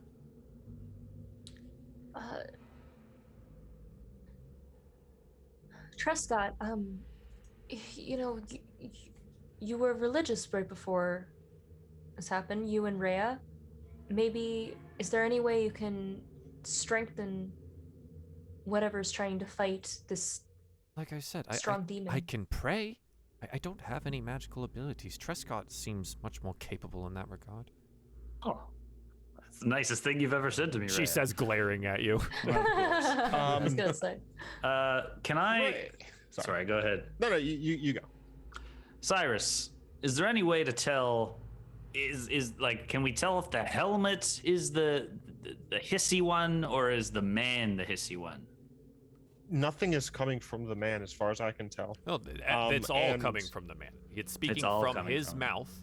He is Switching muttering these forth. words, but it is switching back and forth between the two, seemingly possessed by two separate entities. Okay, yeah. I relayed that.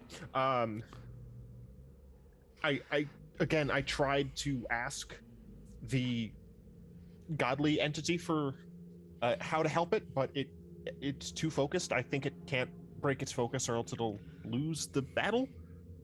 Rhea, I mean, I guess while everyone else thinks the best that we can do is pray, I'll invite her over to touch the helmet or something and pray. I would be praying to whatever my god's name is. I still don't know his name. I'm just gonna call him Soul. Rhea, as she moves over to the man, looks at Trescott. You've I will help. blessed us before, haven't you? Perhaps you can bless the man? I mean, the one thing I don't want to do is encourage the demon or devil or whatever's inside it. I mean, I can and I guess I don't know. I'll grab a hold of the helmet. Just bless the man, not the things inside. Oh, it's a good idea. There's that 5 You- intelligence. Are really stupid. She says under her breath as she goes to pray over the man. Yeah, I'll. I mean, I begin to hold my paladin focus, lay a hand on the man, and put some points of lay on hands into him, I guess. Yeah, I mean, lay on hands will attempt to heal any of his physical wounds, and you watch as some of them do indeed close. The man himself knelt over and covered in various bits of blood, his plate armor emblazoned with the emblem of the flaming fist, and his shield slung over his back here. Doesn't seem to assist him in removing the helmet, but you do seem to have bandaged him up a little bit. I'm not sure what else I can do. Hugo will step forward and say, "Let me have a look." And Hugo's gonna search through the man's belongings, like his pockets and the pouches, anything like that that might, provide a clue or hint or anything like that. You note that he has 3 wet but usable spell scrolls. Oh. Hugo, can't you talk to him in his mind? I was considering that, but I think it might make me a bit dangerous. It might be a bit dangerous, but I will try. Hugo gets mind dominated. And yeah, I see the scroll names you posted, Joel. Yeah. Mass healing words. Just cash. Remove curse and tongue. You were still talking. I was waiting. I guess Hugo. Oh, Francis, you might want this, and I will hand the remove curse scroll to myself. Yes. The very third person, kind of like, oh, gotta Yeah. help myself here. And then I guess I would want to do 2 things. I would be as Hugo to use his psionic link to connect his mind to the figure, and also Francis would immediately try and use the remove curse scroll on himself. Yeah, V would be Immediately at try Francis's. to remove curse. Yeah, that's probably like- smart, Yeah, okay. As Hugo's mind makes a link with the man, his mind flashes, and he can see visions of troops in gleaming armor marching across a grassy plain with military precision, and immediately after, massive groups of disfigured monsters loping across a blighted landscape, tearing and screaming at enemies. And it continues to move back and forth in this manner. Being psychically connected here, there are 2 names that stick out. The one that we've identified as seemingly Torm is speaking to something called Baphomet, a demon. And they are arguing, fighting, and battling over the soul of the man in front of you. Because I'm not exactly sure what capabilities Hugo would have in this instance. Could he attempt to be heard, like yell out into their mind battle, whatever we want to call it? Can certainly try. So yeah, I guess Hugo would say, "This is a person. Stop battling over his soul." You're wrenched into another vision where there's a bloodied woman in armor, a soldier wearing the colors and crest of El Terrell, grasping at a long sword fit for an angel. Fresh blood streaming from a nasty cut on her cheek. They don't seem to respond to you.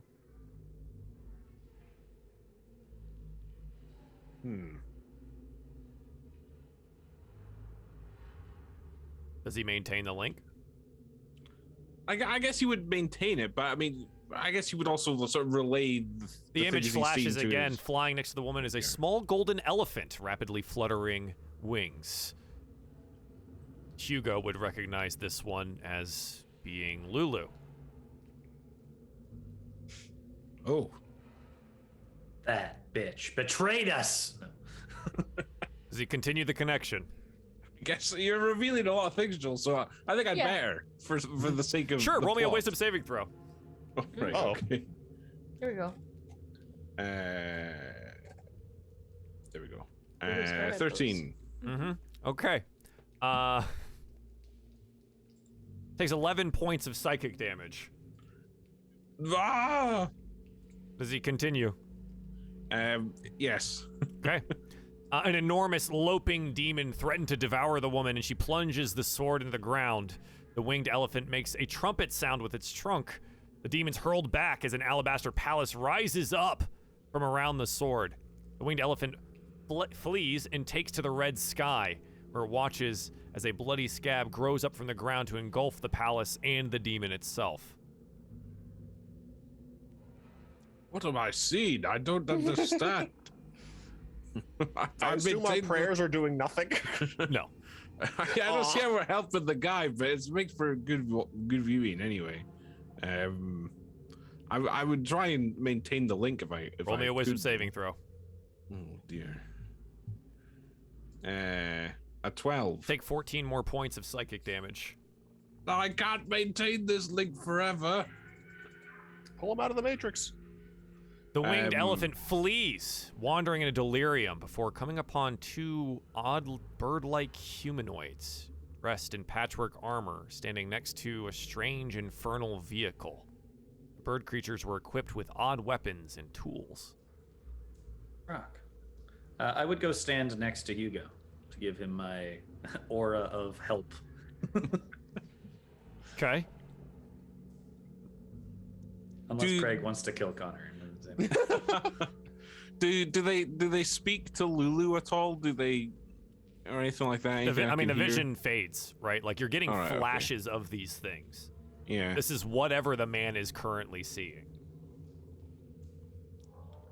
I guess for the time being, I would break the link and I would just say that I don't understand how I guess we're seeing the metaphorical or literal battle that's going on in his mind in a way, and his memories or something like that. But how do we help him? I guess is what I'm wondering. Has Francis used? Oh, we'll just finish the scene here and then we'll move over to Francis. Araya would speak up. Maybe the priestess from High Hall can help? Do we have the time? What else are we going to do? What do you think would happen if we drag him along so we don't have to make 2 trips? I mean, we would take him with us. I'm not sure I understand. Well, it seems like he's connected to the portal, right? Well, I don't think we should leave him. I think we should take him with us if we go. If the portal remains open, we can tell the man upstairs and he can come watch it. Okay. He might even have enough And if he dies, magic then, in him to. well, he dies, I suppose. Fair. Fair. Well, let's do that then, shall we? Shall we bring this poor soul to the priestess? Sure. I will begin to try and help this man to his feet and try to carry him if I can. Yeah, it does seem that he needs to be carried. There's like no strength in his muscles as he's just back and forth with whatever this possession is. Yeah, Francis and V. Francis, Cool. you want to use a spell I scroll? don't know. It's kind of fun to slowly wither, isn't it? Yeah, it could be interesting. No, I will of course use the scroll to remove curse. Yes, the scroll and the way that we do scrolls here, so just so everyone at home knows, is a much, I think, more fun way of utilizing scrolls. You don't have to know the spell. You don't even have to have magic. You don't have to do anything. The magic is imbued into the scroll itself, and once the scroll is used, it burns away into nothing. Francis gets to utilize this scroll, and at one touch, remove all curses affecting one creature or object. What do you touch after reciting the scroll and its incantation? I would touch myself. I was waiting for it. Sensuously, I assume. Yeah. Yeah. And you feel yourself brighter, lifted. Your flesh stops actively rotting away, though it is still in desperate need of repair. Can I take out the as he's using the scroll? Can I take out his hand and like try to attach it as before he uses it? Just attach it to the nub. I don't know if that's. It seems it's a little too far gone for that. That is not how healing works. The curse and the damage done still remain for the time being. Make him a mech hand. Sorry, the curse still remains. The curse is damage done. The curse is what happened with it. I thought you meant the curse. I forgot an extra. See through him though, isn't that a little? After the curse, whatever goes off of him, V would use all 4 spell slots for 4 cure wounds, touching trying to hug Francis, and so all right. Yeah. He falls apart a little bit, and then you heal him. 11, 6, 12. Nice. And 11. That's Tower really high. What the hell? Was that 40 altogether? That is so high. Yeah, it is. She's very adamant, Joel. Like she's maximized. Right there. She's using all of her energy to make. Well, the funny thing is that Francis was on 1 HP and he has a max health of 41, so that brings him perfectly back up to full health. Nicely done. She's just like cure wounds, cure wounds, cure wounds. It's okay, V. I feel much better now. You do note that the wounds are cured. Fresh pink skin healing over the places that had been lost. Unfortunately, however, his hand is still missing. That is a bit of a problem, though. I suppose my music career will be cut short. These so you saw the little steam from earlier. V actually just slumps to the floor, and there is a loud whistle of a lot of steam kind of just releasing from her. And she can't cry, but she looks just distraught and just like really like a relief and sadness. She's Francis, I'm so sorry. This was all my fault. If I only had checked the lock, if I wasn't afraid of that, if I didn't run away. We're adventurers. I think we understand that this is a risky choice of profession. I certainly wouldn't blame you. I run away all the time, for goodness sake, and I don't think anyone blames me for that. I understand. I am upset to lose the hand, of course, but well, I'm going to be fine, I think. I'm really glad you're okay. I will make sure next time I'm not going to run. I will stand by your side and make sure it never happens again. All right. Well, that's good. Good to know you've got my back. She's still like, the sound is still coming from her as like she's saying every other word. You can kind of hear. It's like it's harder to hear. I'll try to work and see if I can make you at least something you can wear over your hand. Maybe I can work with Saitama to make something mechanical. And she's just like muttering to herself at that point. Well, I'm okay. So I don't know if he's in a position to help us if we're in Avernus, but yeah, one day. I'm glad you're okay. She's like gonna hug Francis. Touching. And there's like steam like coming, like it's like hitting your chest as like there's like the hot steam. It burns! It burns! Oh, I'm sorry. Yes. A long way to travel. She's like, okay, now that you're fine, what happened with our friend with the helmet? Trescott is currently like slung over my carrying back. him. Yeah. Yes, I suppose he does need to come with us. What if another monster comes out? The guy upstairs will deal with it. Oh? Oh, okay. The guy upstairs will deal with it. Oh, let's go talk to him then. Okay. We begin to move out of the ossuary here, and I'm just gonna go grab a bunch of you. Or not. Some of you can just run away. Sorry. Grab a piece as we make our way back through. We arrive in this particular location, though. Something leaps out, popping into existence from somewhere invisible. Tiny little creature. Something you've seen previously. At least the type of creature you've seen previously. A quasit. It looks a little bit something like this guy here.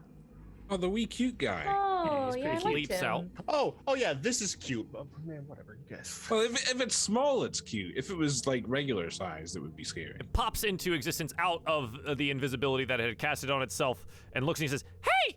Hey, what did you do in there?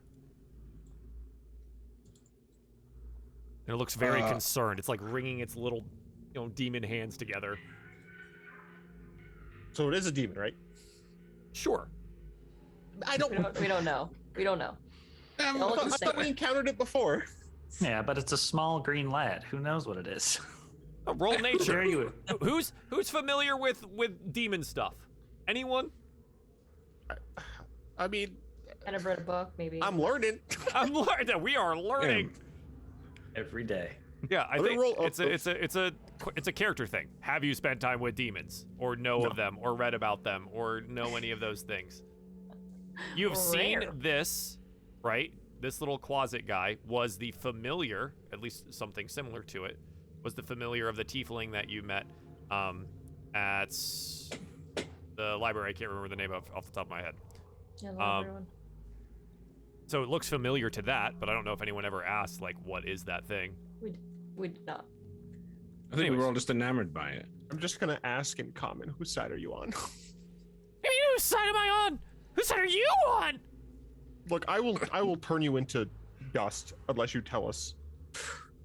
Roll me an intimidation check. I'm not very intimidating. That's a I got 3. a 3. Yeah, well, I'll turn you into dust. Okay, both of you. What do you want? I want to know what you did. What'd you do with the portal? Is it still open? It's still open. Why do you need it? Oh, good. Okay. No, that's fine. That's fine. All right, as soon as it you says can just good- go. As soon as it says good, I'm going to try and sunbolt it in the face. Oh my god! All right, sunbolt it. Let me continue. I'm gonna say, the rest of you keep going. I can catch up. I'm going to try and burn this thing to a I mean, crisp. cast- he said good. He said he's cast happy your with thing. the portal. Cast it. Yeah, all right. We You've didn't already have said time you're to doing it. respond. Yeah, I was like, we have no response. He dies. 19. Cool. Gets eviscerated. Oh my god! I told him I'd Why put him did- ash. Cyrus! What if he was Gideon's and now you've made that guy mad at us? Here's What if the thing. what if maintaining the portal is it would be something good? Like I know those things came through it, but it also We don't know. like Frankly, I we have don't no care. idea. Let's keep going. The Oh things my came goodness. through. It's fine. It's fine. I will take the heat. Literally and figuratively, hopefully. Okay. And we proceed back up the stairs. Unless there's anything else that you would like to do down in the ossuary. Nope. Who's the most murder I mean, hobo thing we've I would ever like done? to look at, It's not the as first we time. go back out. Would you like to give any descriptions of what we see? Nope. Okay. I don't consider that murder hobo-y Murder because it hobo. wasn't a person. It was a freaking closet, and he said good that the portal's still open. Maybe it is good though. Okay, as we get up there, I'm gonna, as fast as I can, relay information to Gideon. I'll be like, all right, this guy has a god and a demon fighting inside his head. We're gonna go back to the place to try and see if we can get help there. There's still a portal down there. Some big minotaur demon things came through. Then a giant like chimera came through. We killed all those. There was a little tiny little thing. I asked whose side it was on. He retorted back, whose side are we on? And then Oh, and then he was like, "What did you do to the portal? Is it still up?" And I said, someone said yes, and then it said, "Oh, good." And then I blasted it. Sorry if that was yours. There's still a portal down there. I guess like stay here and watch guard. We'll be back, maybe, probably. That was great. You say that he's been possessed by a demon. No. Is that not what you said? And he like looks to the rest of the group. A demon and That a isn't god. what I said. I said that there's a god and demon fighting like in his mind. Sounds like demonic possession to me, or at least the No, risk maybe of it's it. celestial possession. It's fine. I think we can end the possession by just killing the man. Yeah, And that is the that's not course gonna of happen. action I suggest. That's not gonna happen. Can't let you do it. Once again, I'm telling everyone, like, keep going. I'm fast. I'll catch up.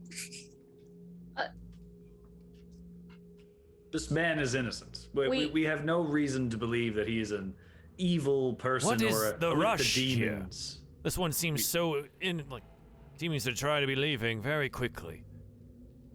Because we need to get him healed. Or we should kill him and end the demonic possession.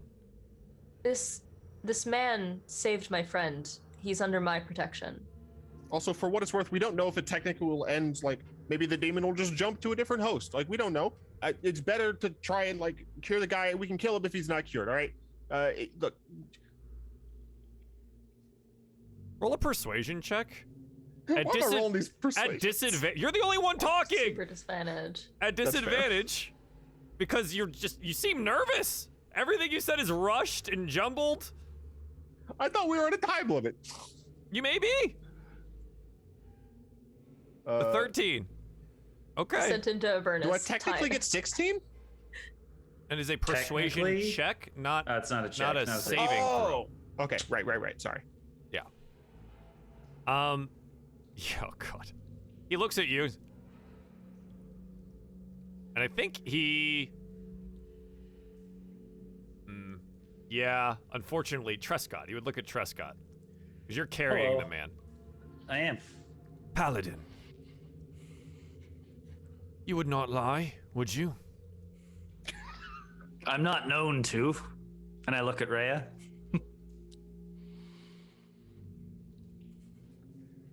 Fine.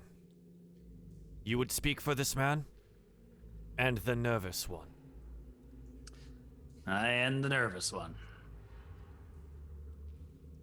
We shall guard the portal. Be quick. There's been nothing but what I can only consider demons coming through the portal, so have your fun if anything else comes through. It is but not please do not close it. fun, but we will do the job. And he waves a hand, and the Minotaur skeletons come stomping into here, and they all descend the stairs. Well, he has fresh corpses down there now.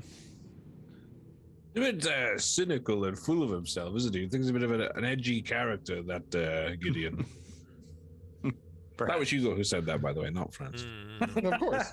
Hugo, having Just in literally case. read the book that the man wrote, yes, probably pretty edgy. Also, just in case Gideon hears and he goes, "What did you say?" Like goes storming back up the. It was Hugo. Yes. Now he's descended the stairs. You hold the unconscious older Raven Guard, well, not unconscious, the struggling older Raven Guard in your hands. And then, what is the plan? I guess we're traveling back to the castle. I can't remember what it was called. The keep, the place with the underground bit. The place with the Hall. underground I bit. don't know, Joel. Love that for us. But this has a High Hall. High too. Hall. Okay. Yeah, back on the devil-filled streets. I'm assuming we're Great. trying to do this somewhat quietly. Is that correct? We're gonna try. Quietly as we Quietly, can. quickly. Yeah. Okay. You could do... Doing both is difficult. Okay. Especially in heavy armor. I mean, this guy is struggling, right? Like, should we go quietly, or do we need to get there as fast as possible? I mean, is he yelling, Joel, or is he just? No. He's like, he's being- muttering. It's all pretty much under Okay. his breath here. He's not, Okay, all right. he's not Lulu.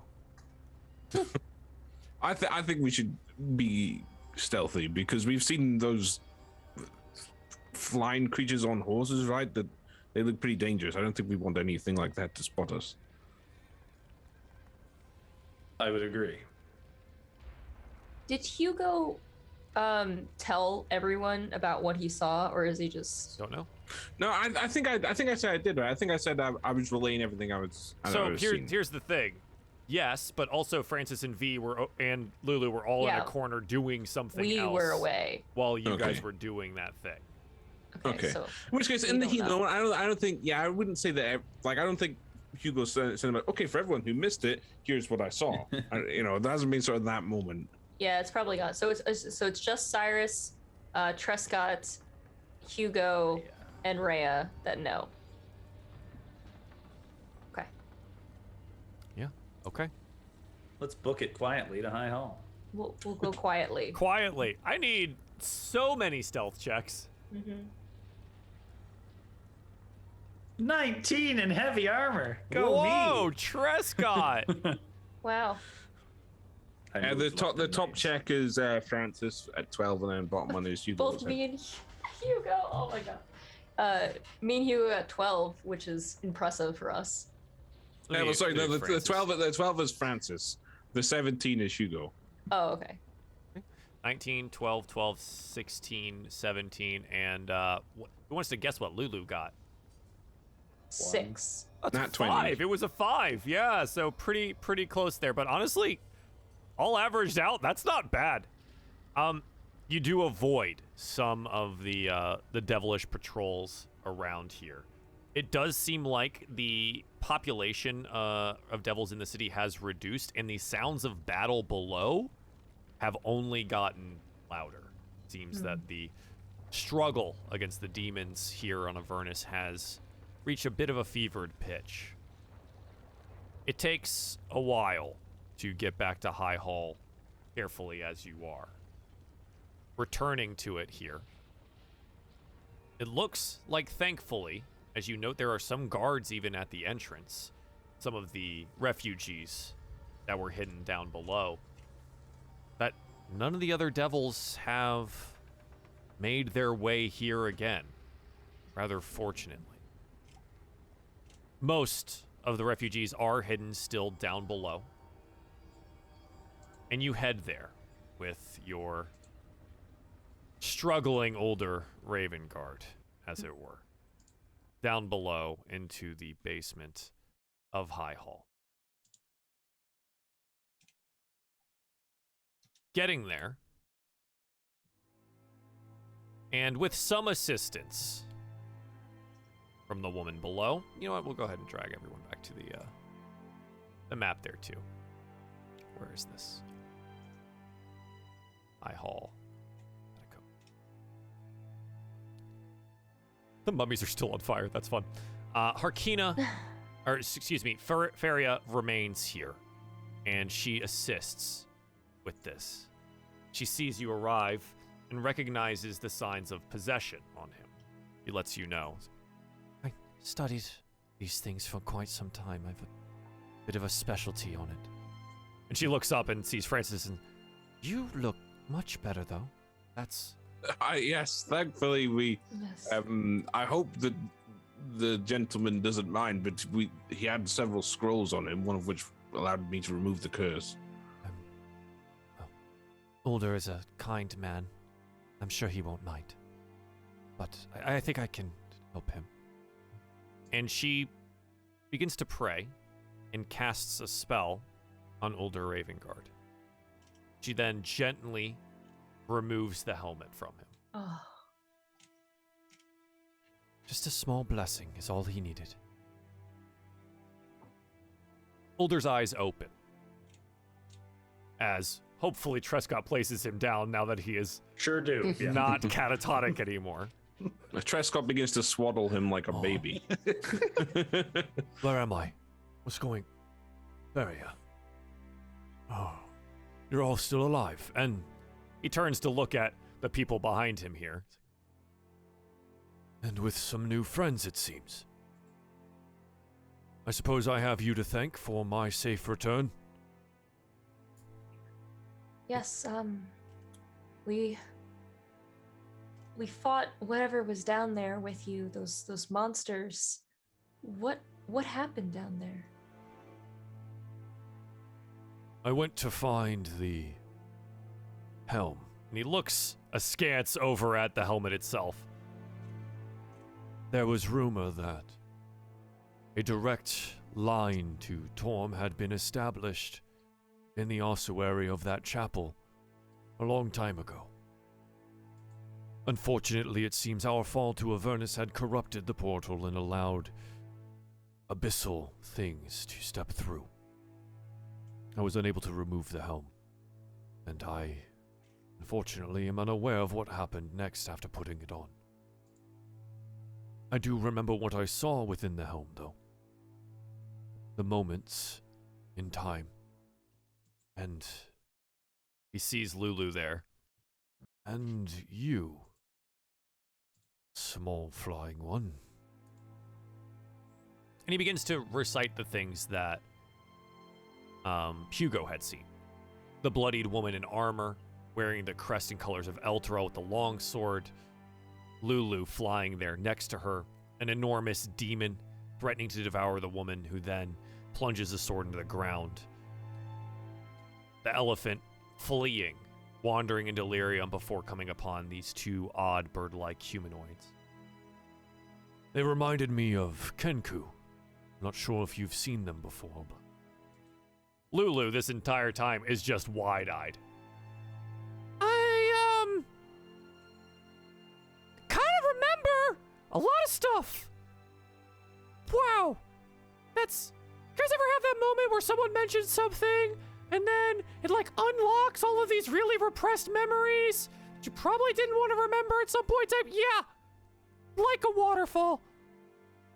The bird folk are Chukka and Clonk. They were really nice to me. They took me to a junkyard called Fort Knucklebone. I remember some other stuff, too.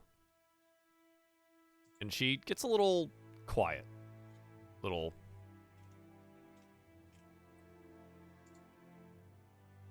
introverted. Are you okay, Lulu? I'm okay. He's gonna put like a little hand like on her back. Zariel, I used to serve her as her war mount, as a golden mammoth. I think I said that before. Her most loyal hell rider, Yale, took the sword and plunged it into a rock. I called on every ounce of goodness in my heart to raise a shield around it, a fortress against evil. A demon lord named Yinagu wanted to destroy Zariel's sword. He hates it as much as he hates her. And we fought him once, but I don't really remember where. I wandered Avernus for a while and I hid in a place called the Wandering Emporium. I made a friend there. His name was Mahadi. And maybe he can help us? The Zariel I knew is gone. She's been replaced by a devil, the halo of fire and vengeance. This is who I am, she told me. When demons die, they cry out my name in terror. Those were her last words to me. Wasn't really the parting I was looking for. She's the one that sent me back here. I don't know why.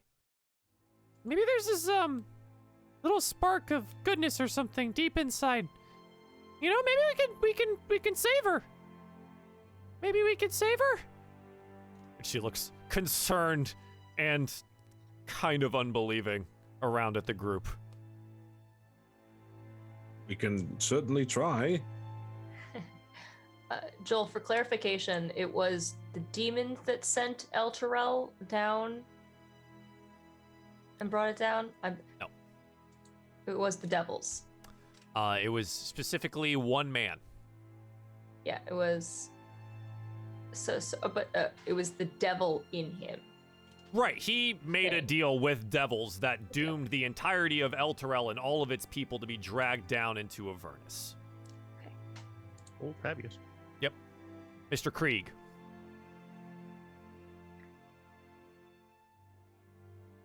Lulu, we're here to save Elturel from the devils that have brought us down here and all the people that have been hurt. Do you want Zariel how she used to be and not in this devil form? She was my best friend. Yeah, I want her back. Well, we can just add that as part of saving Elturel then. Well, I think the key to that is probably the sword. An older steps up, kind of like gives her a little scritch behind one of the ears. I agree with the Hollyphant. I think the sword may be the key.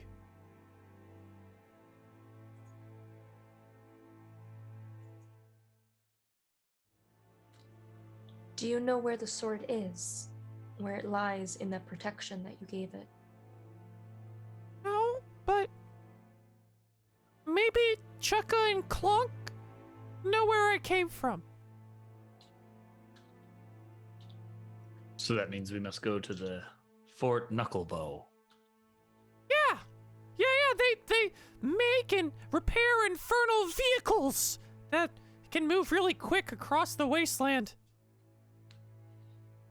They're tinkerers.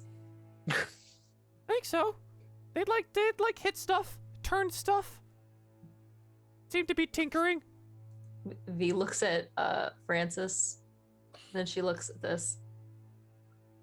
I don't really want to. I don't know if I want it forged in by people who make infernal machines. They could just help. I'm not saying that we will. I'm just two birds with one stone. Maybe they have tools and a workshop you could use. Hey. Sorry. Upgrades, people. Upgrades. Maybe I can find it. And she like zips out of the cathedral. And we get this shot of like her going up to the top of High Hall and looking out over the blasted landscape of Avernus below Elturel. And she gives a loud trumpet and returns to report that she can see Fort Knucklebone no more than 10 miles away. Oh. But is it on the surface? Or well, is it on the surface? Low, right? Yeah, we'd have to find a way down. Is there Anybody got even a way down really there? big rope? Well, maybe the portal. I don't know. Maybe that goes down. I do not advise that, but Oh. there are the chains that hold Elturel to the surface. They are rather Lord. large. You could climb them. Okay. High up are we? And very high. Or if you have the ability to fly, or fall slowly. Unfortunately, I fall like lead balloon. Cyrus, no more falling. I have slow fall. It's fine. That being said, though, I believe I must remain and help the people here. Thank you for your assistance, though. And what will you do here? You still don't have enough food, and We will make do. And he looks back at the people there. There are more here in Elturel that are in need of saving. And I will find them all. And Rhea steps forward and moves next to him. What should we do about the portal? He looks down at the helm. I think that was the only thing keeping it open. Could be that it's gone now. Or it will just be another obstacle for us to overcome. I think your priority should be returning Elturel to the material plane.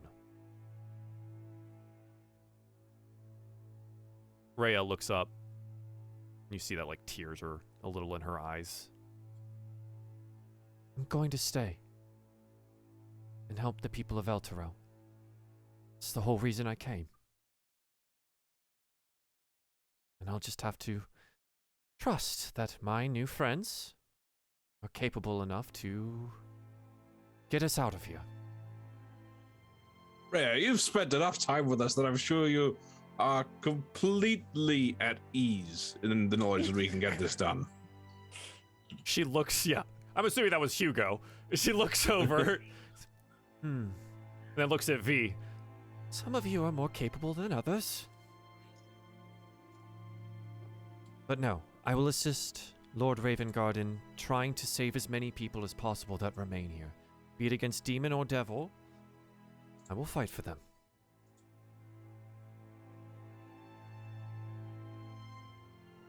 Well, try to stay down here.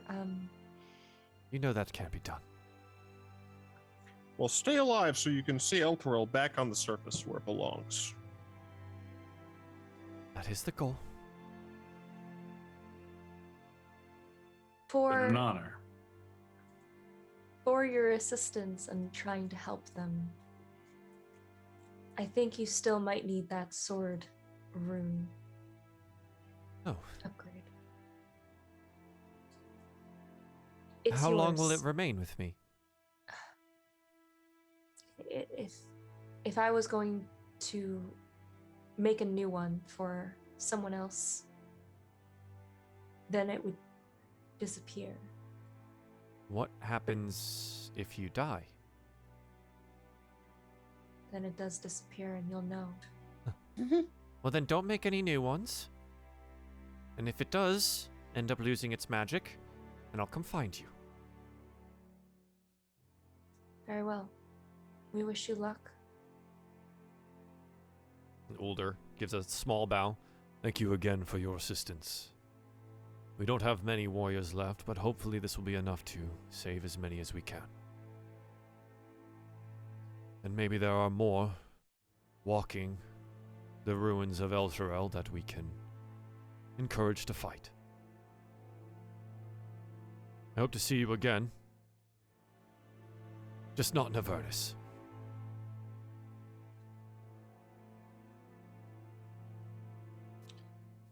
All right. Does anyone maybe can we rest here before we head out? No, Since of it course. will be a long Yeah, journey. Faria steps up and like places a hand on Ulder's.